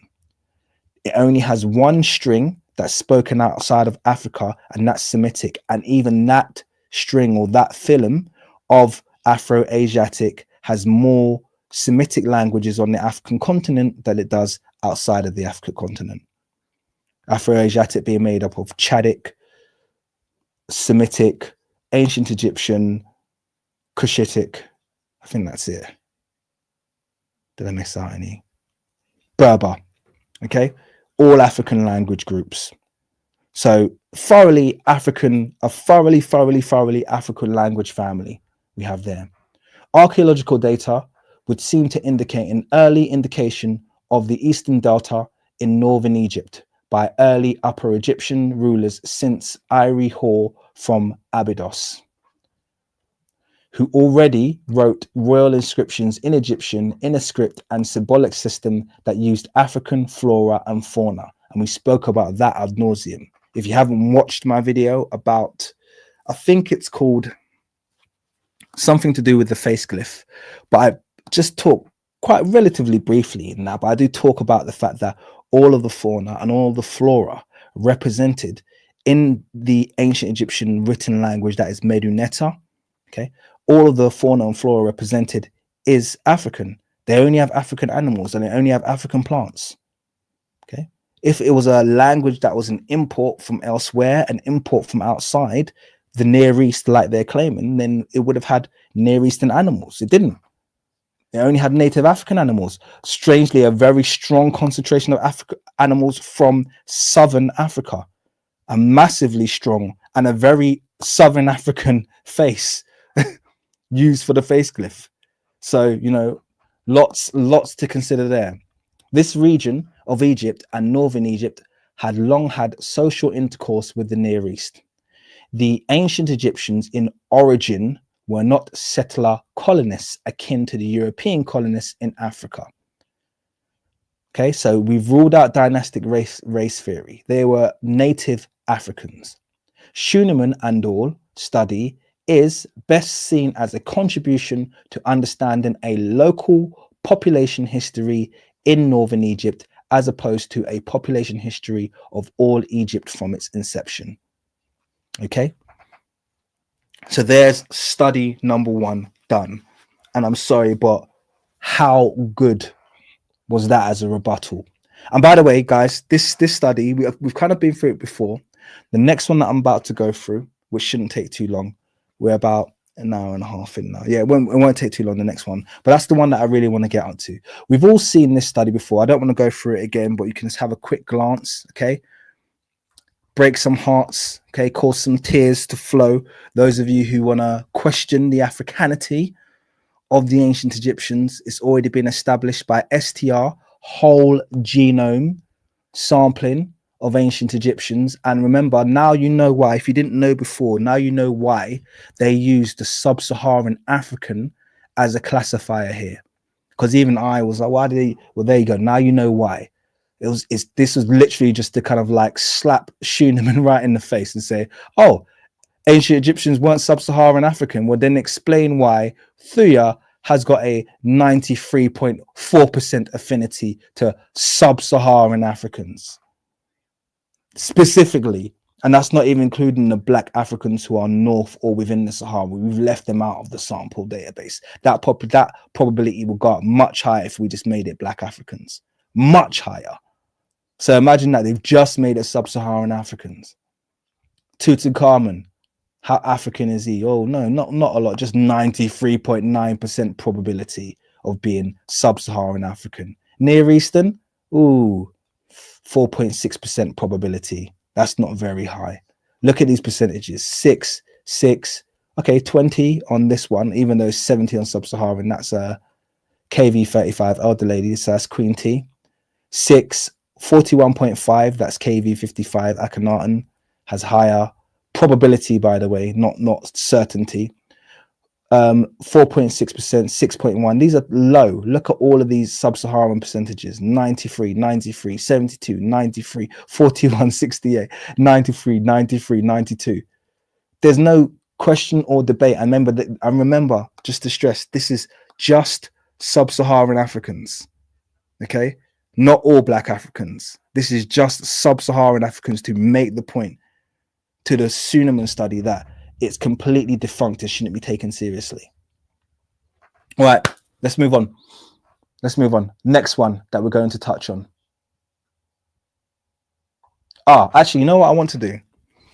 So I want to talk about the fact that someone mentioned earlier, or asked the question about this lineage, the Armana lineage, and the fact that Tutankhamun popped up as R1b. Allegedly, this is what's alleged. We're not sure, we're not certain, but allegedly, that still hasn't been confirmed properly. But allegedly, he's R1b, and I'm actually 100% fine with that, because you're already obviously building up the picture of how I classify uniparental markers. They don't bother me in the slightest.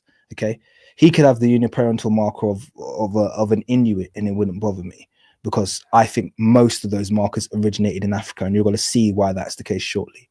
But the reason why I raised the R1b is I just want to take you to another study really quickly, which I'm not going to read in full. We're just going to once again read the extract. And this is a study that once again is widely ignored, but if people paid attention to it, it would turn everything on its head. And this study was done by Manuel Gonzalez in 2016. Okay, so I want you guys to all pay attention to this. The genetic landscape of Equatorial Guinea and the origin and migration routes of the Y chromosome haplogroup RV88. And if you don't know, RV88 is R1b 1A2. That is the one that is literally most popular in Europe. So this is the haplogroup that most Europeans have. Okay, now read with me, because this is, I'm just going to read the extract, because essentially it gives us enough information. Human Y chromosomes, so you should all know Y chromosomes is the father. Uniparental marker passed from father to father to father, so male lineage.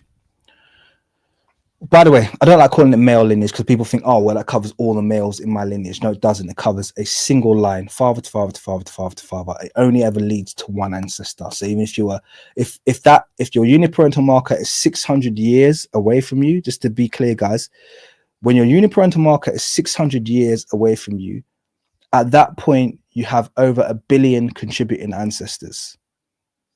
600 years, and that's based on 25. That's based on 25 years per generation.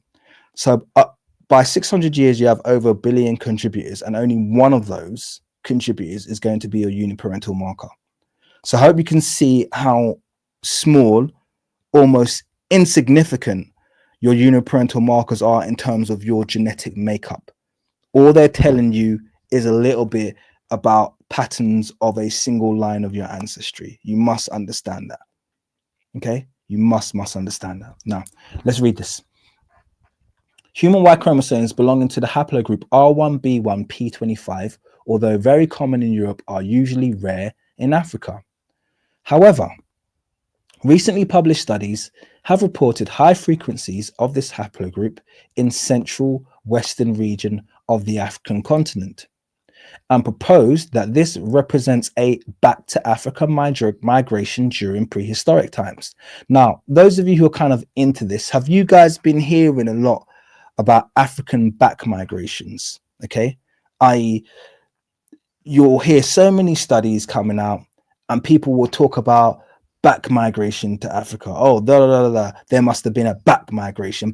You hear that a lot. If you've heard that, let me know. Just put a 1 in the chat if you've heard that term, back migration. Okay, you'll hear this a lot, and it's their way of explaining the fact that Africa has got markers that they're claiming originated in Europe and Asia, but they can't explain why it shows up in the middle of a jungle in Africa. They can't explain it. Like it's just sitting there in some remote village in Africa, in this group of people who seemingly have been a small village, maybe hunter-gatherer, you know, a tiny, I'm not saying this is all Africa, I'm just saying it will show up in the most random places of people who have been endogamous for thousands of years. And then they'll have to come up with a way of explaining it, and they go, oh yeah, there's a back migration. Maybe like a few hundred years ago, you know, a bunch of Europeans came back and settled in, although there's no historical record for this. It's their only explanation.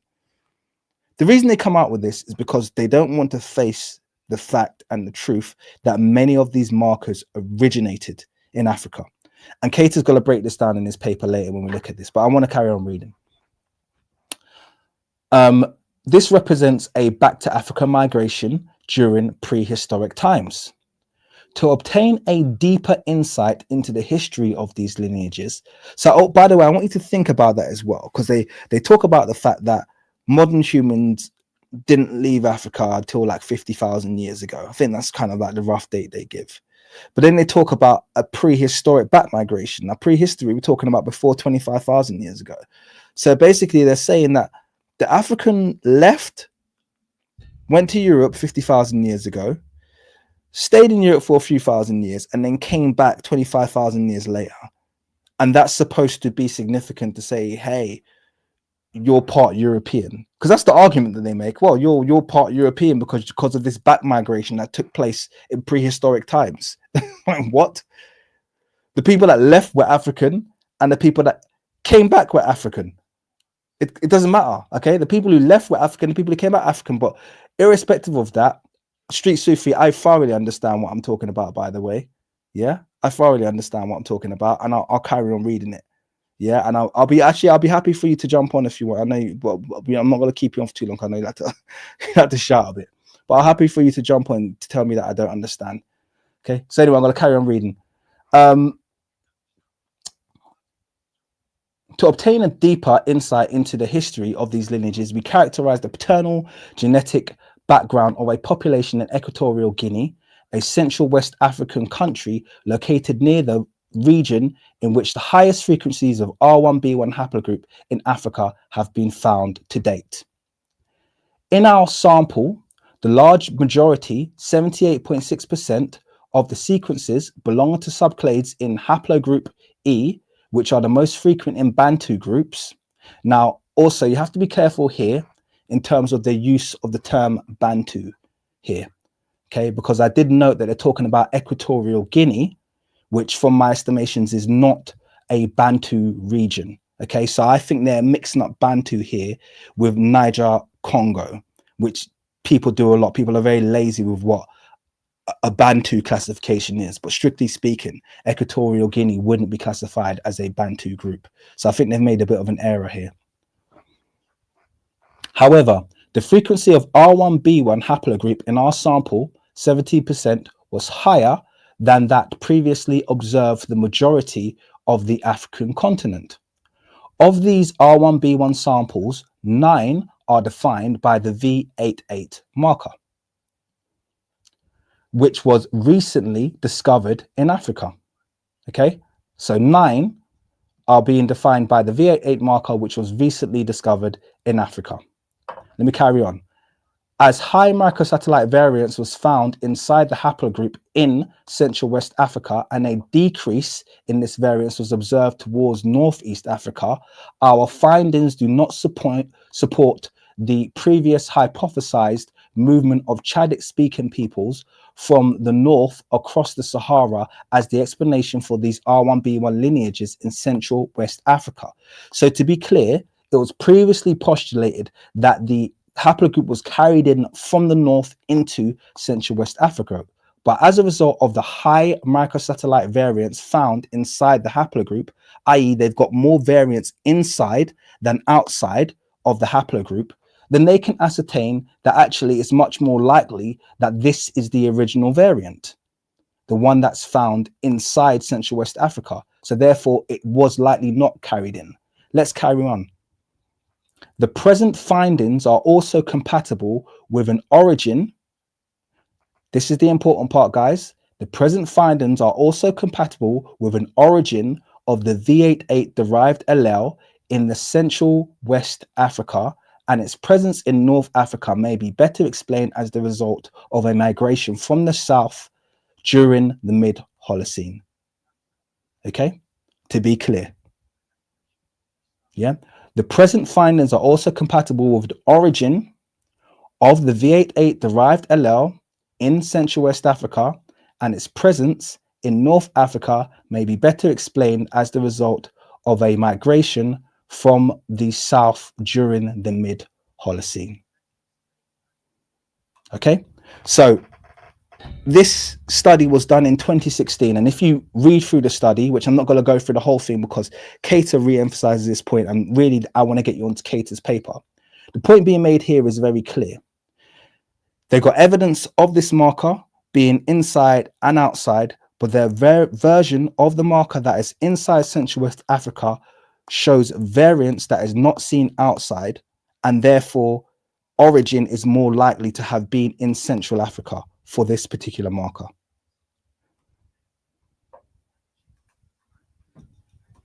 So let me just quickly put something up for you as well.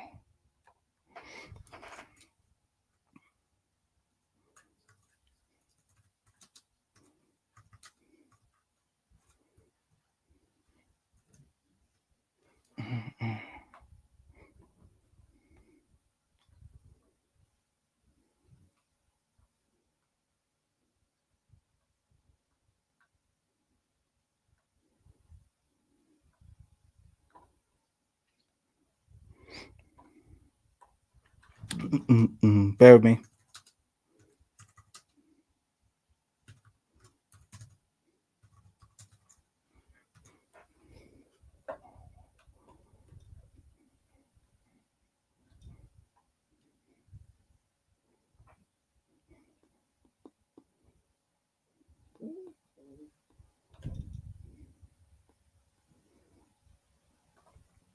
Okay, so I just want to pull this up really quickly because let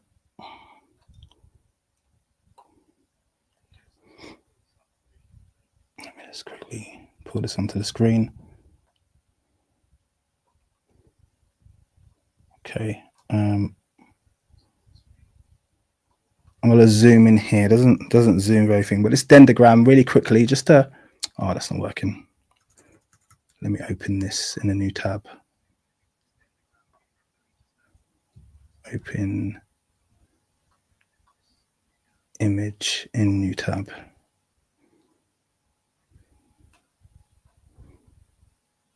Does that work? Yes. Okay, brilliant. So I hope you guys can all see. Just in case there's any dissenters out there, okay, you can see the lineage there. This is the R1b. This is V88, which I mentioned earlier. This is RV88, okay, and you can see that it is the father lineage to R1b1A2. Sorry, R1b1A, R1b1A1, R1b1A2. Okay, there it is. V88, okay, is the father lineage to R1b1A2. So I don't know why the claim is being made. I don't know what I'm talking about. I don't know if you've seen this dendrogram, but you can pull this up yourself. I didn't write this myself. Okay, RV88. Okay, these are the child lineages of RV88. Okay, and you can clearly see R1b1A2. Okay, which is the one that is very popular in Europe. Okay, so I'm just saying that's all it is. Yeah, so there you go. So you're gonna have to deal with that one, okay? Before you say that I don't know what I'm talking about. So let's carry on anyway. So the point I was making was you can see that the origin of the RV88 lineage, okay, is most likely to be West Central Africa. Now, the important reason that I actually feel the need to mention this is because the R1b, so the RV88 lineage is one that people tout quite a lot when they try to claim foreign origins. Okay, they try and claim foreign origins for the ancient Egyptians. And just like with every other marker, like I mentioned, most of them have their origins in Africa, but that's just not being explored, or at least it's not being explored in the correct way. Okay, so anyway, with that being said, let's move on to the pièce de resistance, the reason we're here today, because I want to read directly from this study that Jordan wrote, which I agree with basically everything that he says in this study. So this is called Interpreting African Genetic Diversity. I'm going to zoom in for you. Okay. And I truly believe, this is my personal belief, if you really take your time to understand what's being said in this study, it really does demystify and take away a lot of the nonsense. Okay. It takes away a lot of the nonsense that you might hear in regards to how markers are being used. So let's read it from the top. Interpreting African Genetic Diversity by Kittles and Keita. Explanations of human biological variation in extant, that means existing, African populations have historically been shaped by a racial paradigm. In this paradigm, deep genetic differences are assumed to exist between so-called racial groups or types, which are viewed as being composed of nearly uniform individuals and are taken as natural, fundamental, taxonomic units of Homo sapiens. Okay, so you got this idea. What he's explaining here is that these races exist, and these races are clearly distinct. They're distinct taxonomically, genetically, etc., etc. This is all a nonsense, and it doesn't have any groundings to it. Okay. These types were originally based on specific aspects of external morphology, okay, i.e. your phenotype, which we talk about extensively on this channel. Carlton Kuhn, 1962, a physical anthropologist who contributed to this paradigm, proposed a theory of human evolution which postulated the independent emergence of 5 primordial races or subspecies from distinct, separate Homo erectus ancestors. So obviously this is Carlton Kuhn with his pseudoscience, okay, suggesting that we have 5 different species of human which all kind of like shot up simultaneously and evolved separately. It was a great story. It was a great story until it was proven wrong with genetics and they found out that they all descend from Africans. That's the that's the part and parcel. That's the be all and end all of it. Okay, regardless of what they thought. I want to give a big shout out to Tracy. Thank you so much as King. Always love your content and reconstructions. Thank you, Tracy. Thank you for your support. Thank you very much for being here and your very generous $50 donation. Appreciate you very much. Carlton Kuhn, 1962, a physical anthropologist who contributed to this paradigm, proposed a theory of human evolution which postulated the independent emergence of 5 primordial races or subspecies from distinct, separate Homo erectus ancestors. 2 of these purported primordial races originated in Africa. They were called Congoid, i.e. pygmies, and Capoid, which were Khoisan or Bushmen. In Kuhn's conception, other continental Africans, now this is where it gets funny. So this is quite similar to the entire Bantu expansion theory. So it's amazing how they create these stupid theories and then they hold on to them for as long as they can. Because we're still seeing the remnants of this coming out of South Africa to this day, and that idiot Simon Webb who I was debunking on my channel the other day. So the Congoid, i.e. the pygmies, and the Khoisan or Bushmen, and by the way, Khoi and Zan are two different people. The Khoena and the San people are 2 different people, but that aside, they've got them as one. They're the only native Africans. And here's let me give you the comedy in the next sentence. In Kuhn's conception, other continental Africans which exhibit a broad range of biological diversity were considered to be primarily or only the result of various levels of admixture between these 2 groups with each other or with immigrants deemed to be of European or Asian origin and generally called Caucasian. Isn't that interesting to hear? So by the way, guys, yeah, if you're Nigerian, Cameroonian, Zimbabwean, Kenyan. You are the result of intercourse between Bushmen and white people. Apparently, that's how we came about. Yeah, there you go. That's amazing stuff, isn't it? Amazing stuff. Yeah. So this was the early theory, but let's carry on. These groups of each other, European and generally called Caucasian. Although the casual aspects of Kuhn's theory have been rejected, thank God, racial thinking still persists today using Kuhn's categories, and it absolutely does. Okay, and it's quite evident in the methods and interpretation of genetic studies, and this is what needs to be really important. Genetic studies of the African populations. The entire reason a lot of people don't realize the human genome project that took place.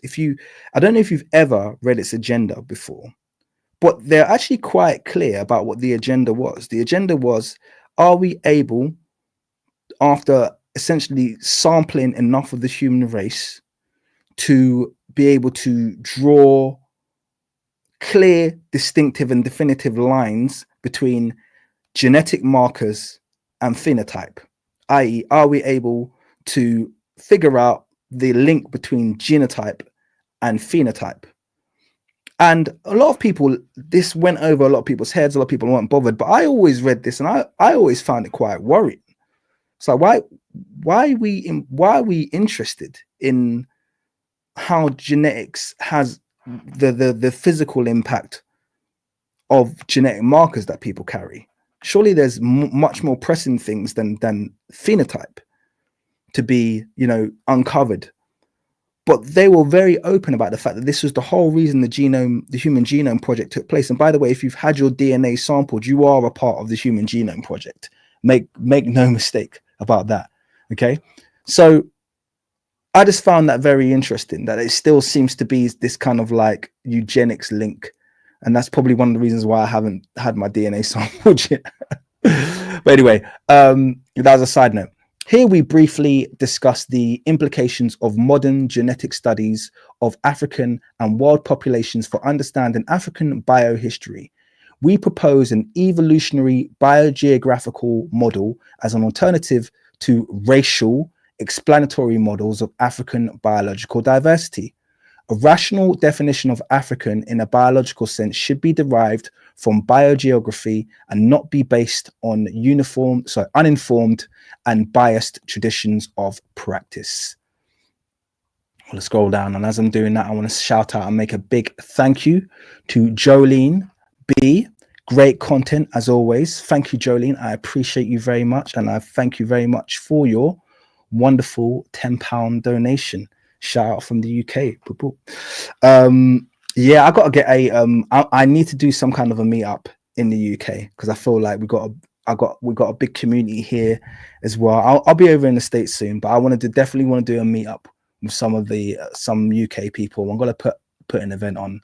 That'll be really cool. Anyway, racial models as traditionally presented are static and obligate one to postulate gene flow as the primary explanation for variation. Okay, please note that sentence. Okay, in the racial models, i.e., people who approach this racially, they'll say, well, the primary reason that people are different, okay, or the primary explanation is because of genetics, gene flow. All right, and this might not be wrong, but the problem is, we know this is not the case when it comes to things like genetic markers or uniparental markers. They have little or no impact on one's phenotype. Okay, there are specific phenotypic genes, but unfortunately, they're so broad and so shared, they're almost useless when it comes to determining ancestry. So we almost have this separation between the genes that are useful for determining groupings and ancestry and the genes that are useful for determining race or determining phenotype. And this is one of the big issues that they have. The racial paradigm is manifested in early writings on Africa by Seligman and Kuhn, and is still operationalized in varying degrees by anthropologists and geneticists who otherwise reject Kuhn's thinking to explain the vast biological diversity observed in the continent. While it is a formidable task to evaluate the extent of genetic diversity in Africa, it is quite evident that in many of these studies, there is a lack of an evolutionary perspective. This is especially the case when Northern Africa and the Horn are considered. Northern Africa and the Horn are two problem regions, okay? They're two problem regions. And the reason why they're problem regions is because they present phenotypes that are problematic for people who are pushing a racial bias. They have to either try to include certain groups within the Caucasian sphere, i.e., people who are otherwise classified as sub-Saharan. And by the way, if you didn't know this, guys, the entire Horn of Africa is part of sub-Saharan Africa. Okay, some people get this mixed up. I've heard people say the Horn is North-East Africa. It's thoroughly sub-Saharan. Okay, the Horn is completely in the south of the Sahara. Okay, and it's a part of sub-Saharan Africa. So it's one of those problem regions. I want to give a shout out to Laura Queen. Hey, Laura Queen, how you doing? Thank you very much for your £10 donation. I'm glad to join a live for the first time. It's actually surprisingly good live, this one. I'm actually really enjoying it. Let's carry on. In fact, supra-Saharan African populations have frequently been conceptualized as being derived from European, in quotes, ancestors, and hence non-African by Seligman. The genetic profiles of supra-Saharan populations are indeed, in a relative sense, intermediate to those of various sub-Saharan groups, stereotypically defined, and Eurasians. So it's acknowledging that in North Africa, broadly speaking, you get a mix between native black populations and Eurasians. We don't need to talk too much on this channel, but if you've been here long enough, you'll know that the largest contributor to that would be the Circassian slave trade, the Barbary slave trades, the Corsairs, and obviously the most recent one being the Ottoman expansion, finally the European colonization of North Africa. Those would be the reasons, the times of influx of European ancestry into Africa. But prior to those things, North Africa would have been like the rest of Africa and was defined as such by historians. The genetic profile of super-Saharan populations are indeed, in a relative sense, intermediate to those of various sub-Saharan groups and Eurasians. But is this genetic intermediateness due primarily to super-Saharan populations being foundationally an admixed group, or is their biology reflective of factors acting on indigenous modern Homo sapien populations in Africa? So just the point I was making there. Okay. Invoking admixture to explain human variation is related to another polemic generally seen in genetic studies of African populations. This is the persistence of the socially constructed normative view of the African as the only forest Negro type, or so-called pygmy, from Central Africa. So this idea that the only true African represents these very distinctive African features, in this case, maybe a very forest Negro, he means like your tropical, very, very, very, very dark equatorial African, or the pygmy. Those are the only true Africans, and everyone else is a result of admixture. In line with Kuhn's 1962-1965 thinking, these populations are used as the representative African in many studies, and we've spoken about this as well. We've spoken about the fact that when they want to do comparisons with ancient Egyptians, for instance, and Africans, they'll ignore all of the surrounding Africans, all of the Africans along the Nile, all of the Africans in, across the Sahel, and they'll once again pick the most obscure African to do their comparison with. And we've seen this in multiple studies. I mentioned this in the paper that I wrote, the reassessing the facial reconstruction of Amenhotep III. And I mentioned, I believe it was Farkas's study his anthropological study where I think he had sampled 40 groups, and to get, you know, different phenotypic groups across the world, and only 3 of those groups were black. And of the 3 black groups, one was African American, just grouped together. One was African American, one I believe was, who was it, Zulu, and I think another one, and that was it. And those 3 groups represented everything black. There was nothing from East Africa, nothing even from most of West Africa. Just totally ignored them. These 3 groups we've picked should represent the most genetically diverse part of the earth. This is how ridiculous they are, you know. So let's carry on. Northern African populations are rarely used in research under the designation African. So what you'll find, and he's making a very good point here, in spite of the fact that we've already established there may be an intermediary, they will be classified as Caucasian. Okay, they'll be classified as the same or amongst the same group as Eurasians, even if they're 50-50, 60-40, 80-20 in favor of being African, because of their location north of the Sahara, therefore not being sub-Saharan, they will be classified as being Caucasian, which is very, very problematic. Let's carry on. Also, studies which utilized pooled samples of individuals from distinct African populations as a representative race are problematic. Okay, so let's just read that again. Studies which utilize pooled samples of individuals from distinct African populations as a representative of race are problematic. That's exactly the point I was just making. So they'll get, you know, 3 groups who they'll decide are going to be representative of black or sub-Saharan people. Out of the thousands of possible ethnicities they could have chosen, they'll choose 1 or 2 or 3 and say, you now represent the black race. And it's rightly being labeled as problematic. Let's carry on. If modern humans evolved in Africa 150 to 200,000 years ago and dispersed out of Africa only about 100,000 years ago, why should it be assumed that those populations which remained in Africa became stagnant and homogeneous? Now, this is a very important question you need to ask, because the idea is that only the Africans that left Africa continued to change or continued to evolve. Everyone who remained in Africa stayed exactly the same. Their genes didn't change. They didn't have any changes, any evolution. It doesn't make any sense. And also, during this time, they were entirely cut off from the rest of the world. For some reason, Africans had the ability to leave the continent, but they could only do it once in this single out of Africa. After they left Africa that first time, they never left again. They just stayed in Africa. There was no movement between Africa and the rest of the world.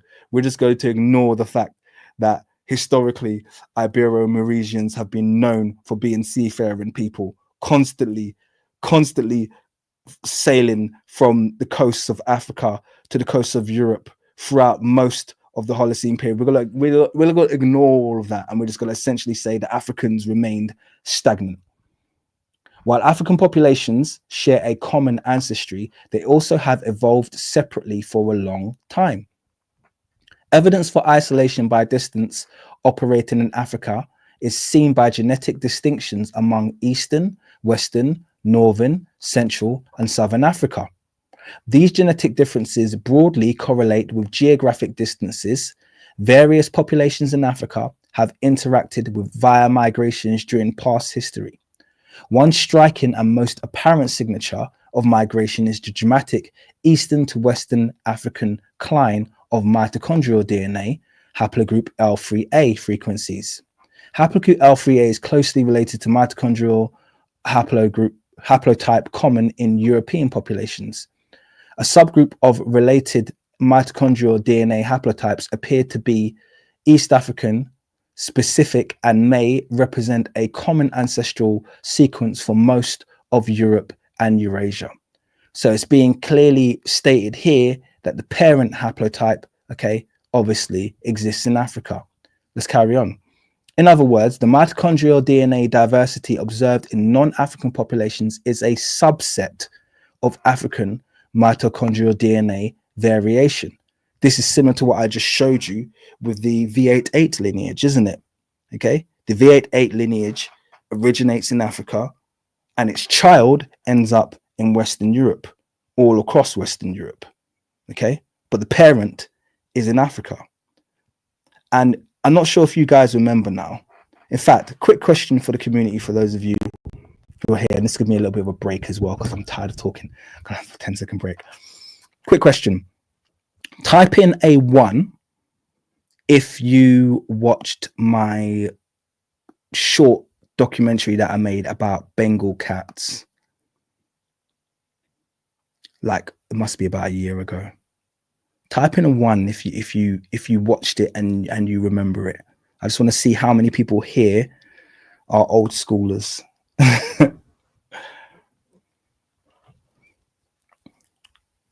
Okay, we got a few ones coming in, the usual suspects.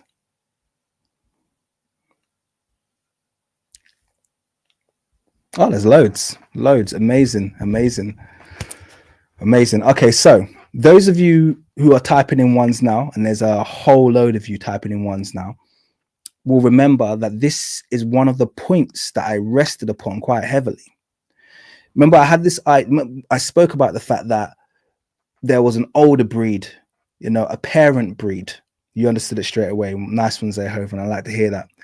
There was a parent breed to the Bengal cats, okay, called the leopard cat, right? And the leopard cat, because it's old, it was a basal breed. It had been, around for ages. It had spread. It had done a few great things historically, but it had spread itself around the world, okay? But then all leopard cats all Bengal cats, obviously, who were descendants of the leopard cats, inherited a distinctive marker. And because they had that marker, anytime they saw that marker appear anywhere in history, they made it their claim, even though Bengal cats were a recent breed, even though they had no history beyond a certain point. They said, no, these people carry this marker, we carry this marker, therefore this is our achievement. This is a European achievement. Ancient Egypt is a European, King Tutankhamun, I've heard people say to me, King Tutankhamun was British, even though King Tutankhamun carried, if he did carry an R1b lineage, carried a native R1b lineage, but that existed before Britain existed and before British people existed. So make it make sense. You've inherited it, from either Tut or one of his cousins or one of the people, you've inherited that. You didn't give it to him. He didn't need to get it from Britain and then bring it to Egypt, okay? Because it already existed all over Africa. It originated in Africa. You've got a copy of it. You've got a photocopy of the original. And that's the case with many of these markers that they're classifying as Asian, European, blah, blah, blah. Africa is the place with the greatest genetic diversity. All of these genes exist in Africa. And this is why they cook up these back migration stories to explain why these genes are popping up in places they're not expecting to see them within the African population. And the more that they test in Africa, the more they're going to see frequencies of these markers that they're not expecting to see, and the more they're going to be cooking up these back migration stories. They're going to be cooking up more and more of these back migration. Back all of a sudden now, the place that you said was locked off from the rest of the world and didn't have any, now all of a sudden it's had 50, 60, 100 different back migrations to explain the fact that the genes that you thought were yours already existed in Africa. That's what's taking place. That's what you're going to see continually taking place. Let me carry on. In other words, the mitochondrial DNA diversity observed in non-African populations is a subset of African mitochondrial DNA variation. We note that while this group of mitochondrial DNA haplotypes is common in Eastern Africa, it represents only a subset of the total mitochondrial DNA diversity observed throughout the African continent. So you have a small subset, you have a string of it. R1b1a2, you have a string of the larger group that exists in Africa. A similar pattern is observed for nuclear and Y chromosome, let me carry on, variation in Eastern Africa. There are several implications for these observations. First, it provides evidence for an African, specifically Eastern African, origin for Eurasians. Okay. And that's probably something that many people already suspected because of their inheritance of East African facial features, or I should say Highland African facial features, which is Highlanders tend to have the narrower facial features because it allows the air to warm and also allows for better something to do with how they breathe in highland situations. So the narrow nasal passages is necessary. Okay. Second, it suggests that before major migrations occurred out of the continent, populations were diverging. These observations deconstruct racial thinking, especially the concept of racial divergence. So I'm going to read that sentence again. Okay, it's really, really important. Okay, I'm going to read this sentence again. First, it provides evidence for an African, specifically East African origin for Eurasians. Okay, we've got that. Second, it suggests that before major migrations occurred out of the continent, populations were diverging. So that means we're being sold this idea that these markers, these splits occurred, because when you have a marker, that's basically just a split. It's a mutation that results in its own new strand. So these splits occur in these genetic markers, and we're being sold the idea that this all happened outside of Africa. Only only E is African. Everything that's not E happened outside of Africa. This study is saying no. It's saying no, they were already diverging on the African continent before they left. Okay. And that's why we got the variation here. And you just have a subset of the variation because you have that subset that left the continent. Let's carry on. These observations deconstruct racial thinking, especially the concept of racial divergence. The term racial divergent fails to describe the process responsible for producing the variation that exists as a continuum in the human species. So-called racial divergent dates reflect the times and differentiation of genes within populations used in given analysis and should be interpreted as such. Let's read that again. So-called racial divergence dates reflect the times of differentiation of genes within populations used in given analysis and should be represented as such. But this is the problem, they don't. We're going to go on. Racial divergence time estimates, racial divergence time estimates have been used to infer the age of the common ancestor. So in other words, they look at race and they go, oh, the split must have occurred here between sampled groups, but this is definitely not the time of origin for the so-called racial groups. So this is the problem.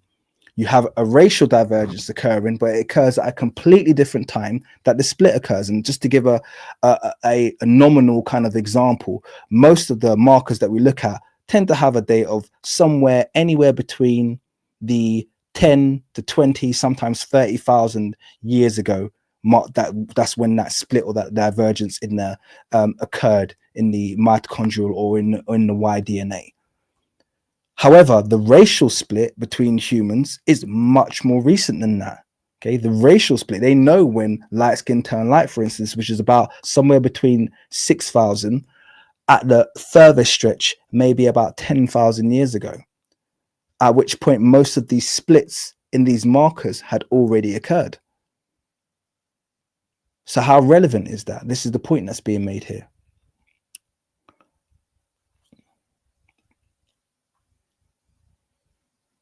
So I'm just going to read again. Time estimates have been used to infer the age of common ancestor between sampled groups, but this is definitely not the time of origin for so-called racial groups, which traditionally have been defined by morphology, in other words, the way something looks, nor is it the time of origin for the sampled populations.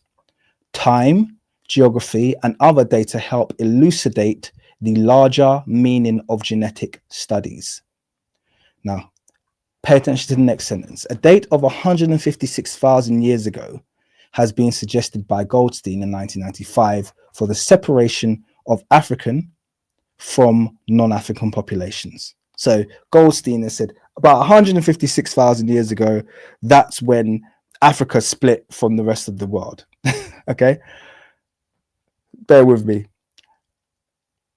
Given that there is no fossil evidence for modern humans anywhere at 150,000 years ago, except in Africa. So we have the only samples we have for modern humans are in Africa 150,000 years ago. You have nothing older than that outside of Africa in terms of modern humans. This does not represent an African/non-African split. So you're suggesting the split, but the split is nothing to do with people being African or non-African, because all human beings, according to the fossil record, were still in Africa during this time. This date is actually an estimate of the initial genetic divergence that occurred within the continent of Africa among our modern human ancestors. Within the continent of Africa among our modern human ancestors. So modern humans began to genetically split and show this variance all on the African continent. And this stayed the same for several thousands of years. And even as groups left the African continent, the ones that remained on the African continent continued to split, which is why you have this massive amount of genetic diversity on the African continent. We're talking about by several factors in comparison to the rest of the world. I always stress the point that Nigeria, a single nation, has more genetic diversity than the entirety of the European continent. This is known. This is a fact. And that's by several factors also. After the expansion of modern humans out of Africa, subsets of the resultant genetic variation, were distributed throughout the continents. So for instance, the normal perception, or at least the current perception, is that if people are even going to accept that the split occurred in Africa, then they also would like to think that the entire group of people with that split, let's make up a split and call it the EUR, the EUR marker, okay, that only Europeans have. In their world, everyone carrying that marker all got up one day and said, hey, let's leave.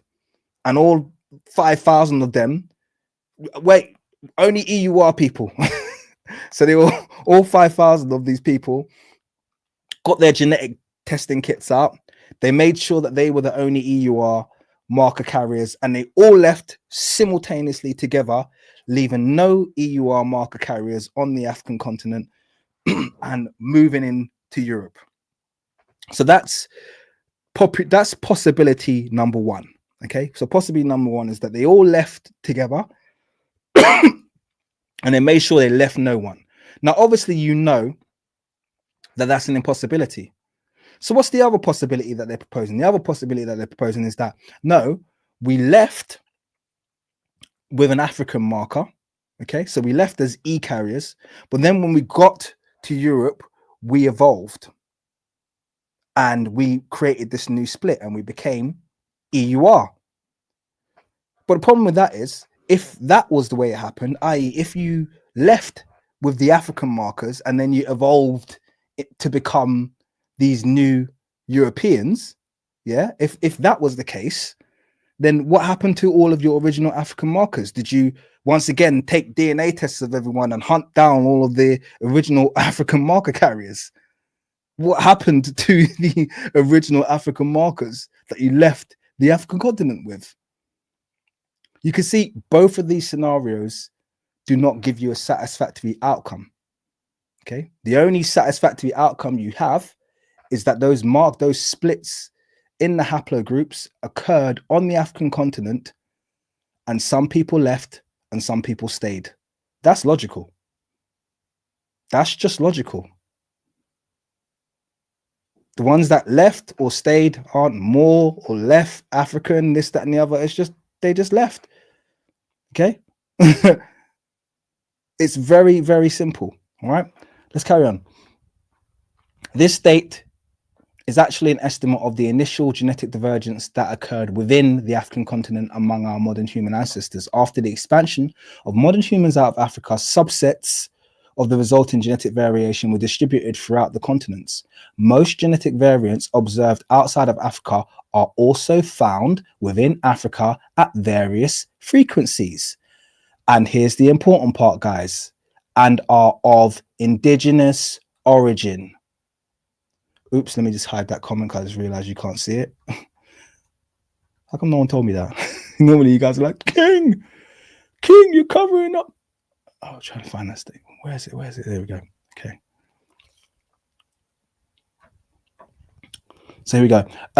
Most genetic variants observed outside of Africa are also found within Africa at various frequencies and are of African origin.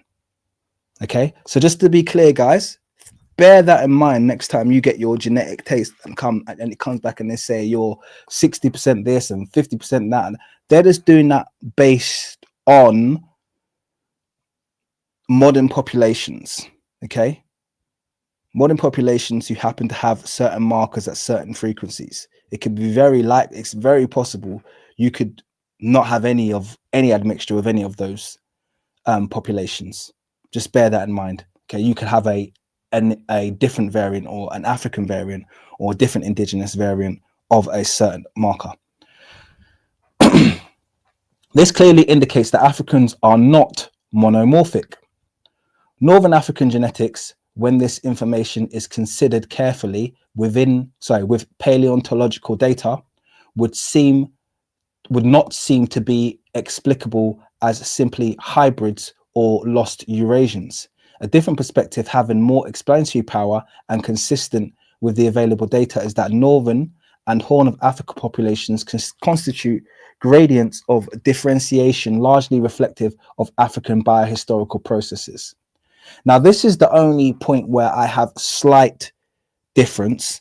I agree with him in the sense of the Horn, but I don't agree in the sense of Northern Africa because the historical record is so rife with information about, obviously, the Circassian, Caucasian slave trades, and also the historical record of what the phenotype of Northern Africans was before these things took place, and obviously the different occupation events of North Africa.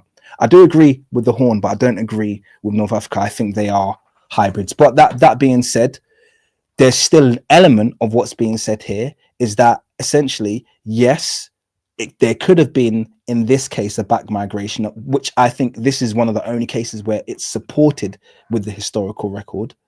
But there's also a possibility that they are a remnant of the internal, or some of those markers are a remnant of the internal variation that took place before it left the continent. I think that's the point that's being made. I just have difference with just because I think there's strong historical evidence to support that in this case, North Africa, we have evidence of a back migration from Europe. The data of Tishkoff and al. Are best interpreted as suggesting that a model of in situ evolutionary differentiation explains the bulk of variation in Africa. Okay, in situ, that means in place. Evolutionary differentiation explains the bulk of variation in Africa, not back migrations. Okay, it happened in situ and then it left, which includes super-Saharan, Saharan, and sub-Saharan regions. And bear in mind, those are regions, not races. We never speak of sub-Saharan Africa as a race, okay? If you want to use that term, use it correctly as a region. That includes the Sahel and south of the Sahel, okay? Saharan being across the Sahara, okay? And super-Saharan being the Maghreb region. Markers from mitochondrial DNA and Y chromosome, which define maternal and paternal lineages, respectively, also reveal significant differentiation of ancestral African populations. Which, you think about this is going to be the case because, once again, African populations are so basal. And if basal being old, and if they continued to obviously integrate with one another as they were splitting, this is where all of that differentiation of the ancestral populations comes from, but it's all domestic. It all occurred on the African continent. This is why they're so broadly genetically diverse in comparison to the rest of the world, because the rest of the world left in small groups with consistent migrations and, you know, consistent small migrations out of the African continent, whereas the ones who remained continued to move around the African continent and carried all of that diversity within the continent. Another likely example of internal differentiation within Africa is to be found in the unusual genetic makeup of the Khoisan, a southern African population with a high frequency of purported Asian alleles. This is really important. Cavalli Sforza. Some suggest admixture with Asians, and that's, I bet you a lot of people thought that, oh yeah, well, they're admixed with Asians. To explain the Khoisan genetic profile. However, the Khoisan speakers may be descendants of a generalized ancestral human population from which modern Asian African populations were ultimately derived, i.e. the alleles were inherited from the Khoisan and passed into these younger populations of Asia and some of them across the rest of Africa. The Khoisan have been shown to be less diverse than other African populations for a variety of genetic loci. And this is really important because there was even a really good article I was reading the other day that suggested that the Khoisan are a result of kind of like their DNA showed admixture, but it was coming from this, once again, this perspective that because they showed certain markers, that they must have inherited those markers as a result of a what? Back migration. Back migration is always the answer, isn't it? However, the problem with that is that they lack diversity in other parts of their genome where they should be showing diversity if they are in fact admixed with those groups. They don't have it. So that is proof that they are the originators of these genes that we're claiming were a result of back migration. Let me know if you guys are still with me. I've been talking loads, 254 in the house. Can everyone just type, well, if you're following me and you're finding this useful, type a one in the chat. Let me know. Let me know.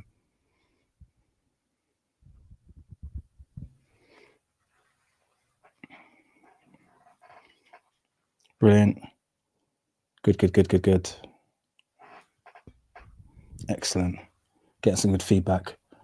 I'm really enjoying this. I know I've gone much longer than I thought I would, but we're going to get to the end of this paper soon. So the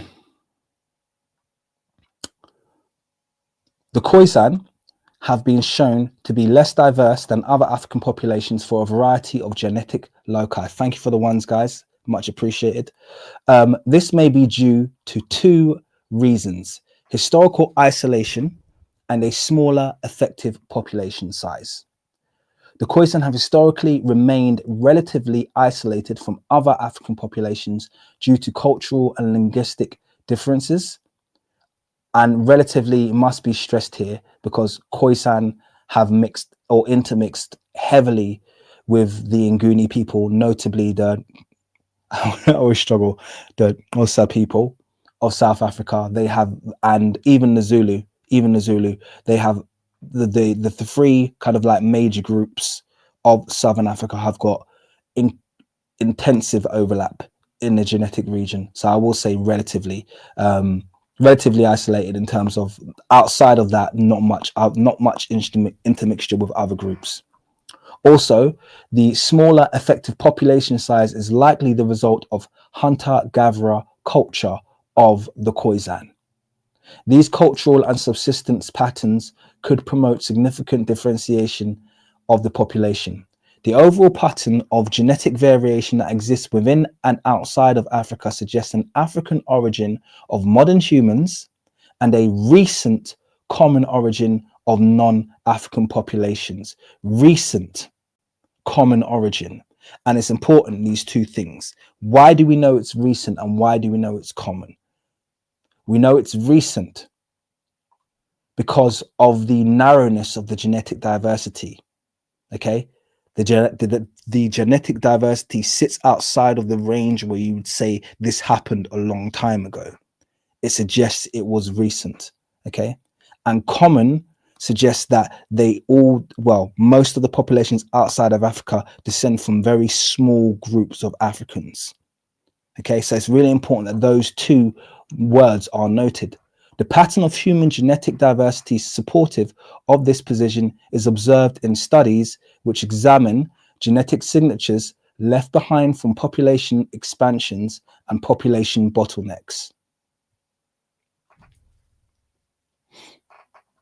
I'm going to read that again. The pattern of human genetic diversity supportive of this position is observed in studies which examine genetic signatures left behind from population expansions and population bottlenecks.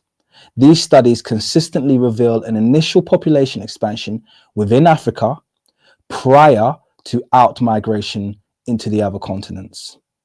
So an initial expansion within Africa, including the splits, prior to a movement out into other continents. What is actually a population expansion has been mistakenly termed racial divergence, when it clearly predated any kind of racial differentiation, which implies morphological differentiation into the recognizable entities now labeled races. In reality, it represents the early genetic divergence of ancestral Homo sapiens prior to there being any racial differentiation. Whoops, what did I just do? Whoops. Okay, ignore. Oh, what have I done? I can't delete. What the heck?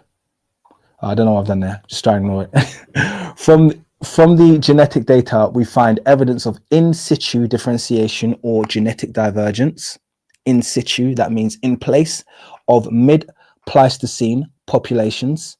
Hopefully you guys remember the Pleistocene era is from about 100,000 years ago to around 12,000 years ago.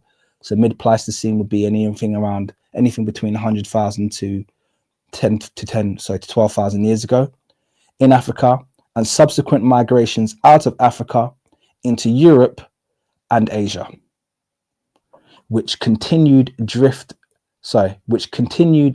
due to isolation by distance and founder effects, which abruptly end when expansion in population size and frequent migrations occurred.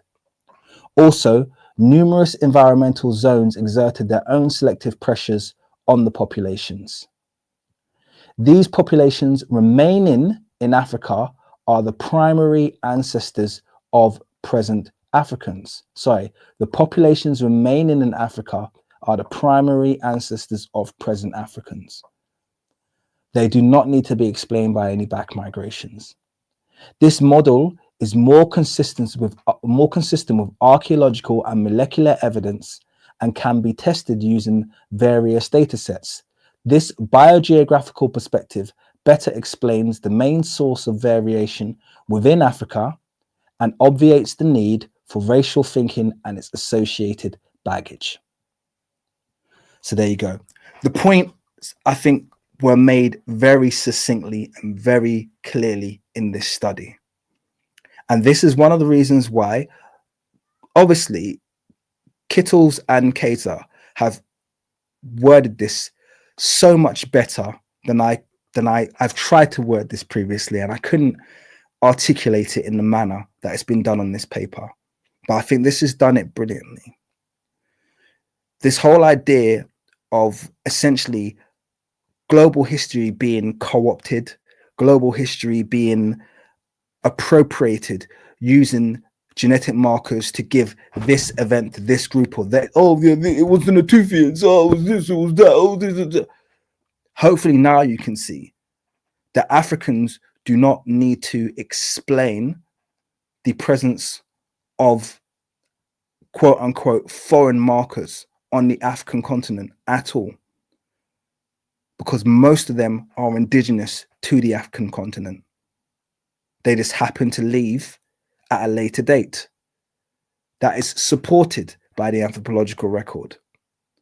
And just like I said at the start of the study, frequency does not denote race. It does not denote genetics. Okay, it doesn't mean that they've got it the most over there, so therefore that's where it originated. None of that is supported. I believe that this study should be used as, for me personally, and for anyone else, should be used as a first port of call if you're going to investigate any kind or undergo any kind of study which relates to genetics and African historiography. You start here. You understand. And if you don't want to start there, you can start with the paper that I showed you earlier. Okay. I see where that lands with people when they try to claim that something comes from outside, and you're like, where R1B actually originates in Africa. It's already been proven in 2016. Perhaps they want to ignore it, but the fact is, the only logical place for it to have originated was in Africa, not in Western Asia, as they like to insinuate. So there you go. This particular clade R1BV88 originating in Africa is right there. And this paper just really complement what was being written by Keita and Kittles in the other paper.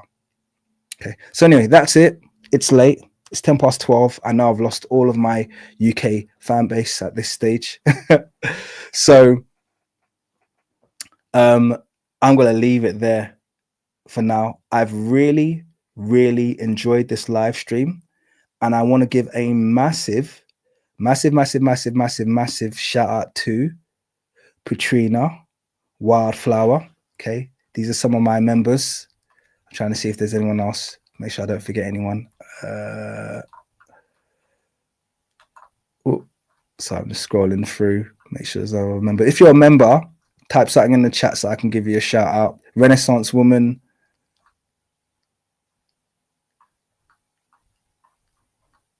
Who else is there? Angel Venus, KN Wiggins, all of the people that made really generous donations, all of you today, I appreciate you so much. Wasn't expecting that kind of outpouring of generosity, so that just was amazing. So thank you to all of you.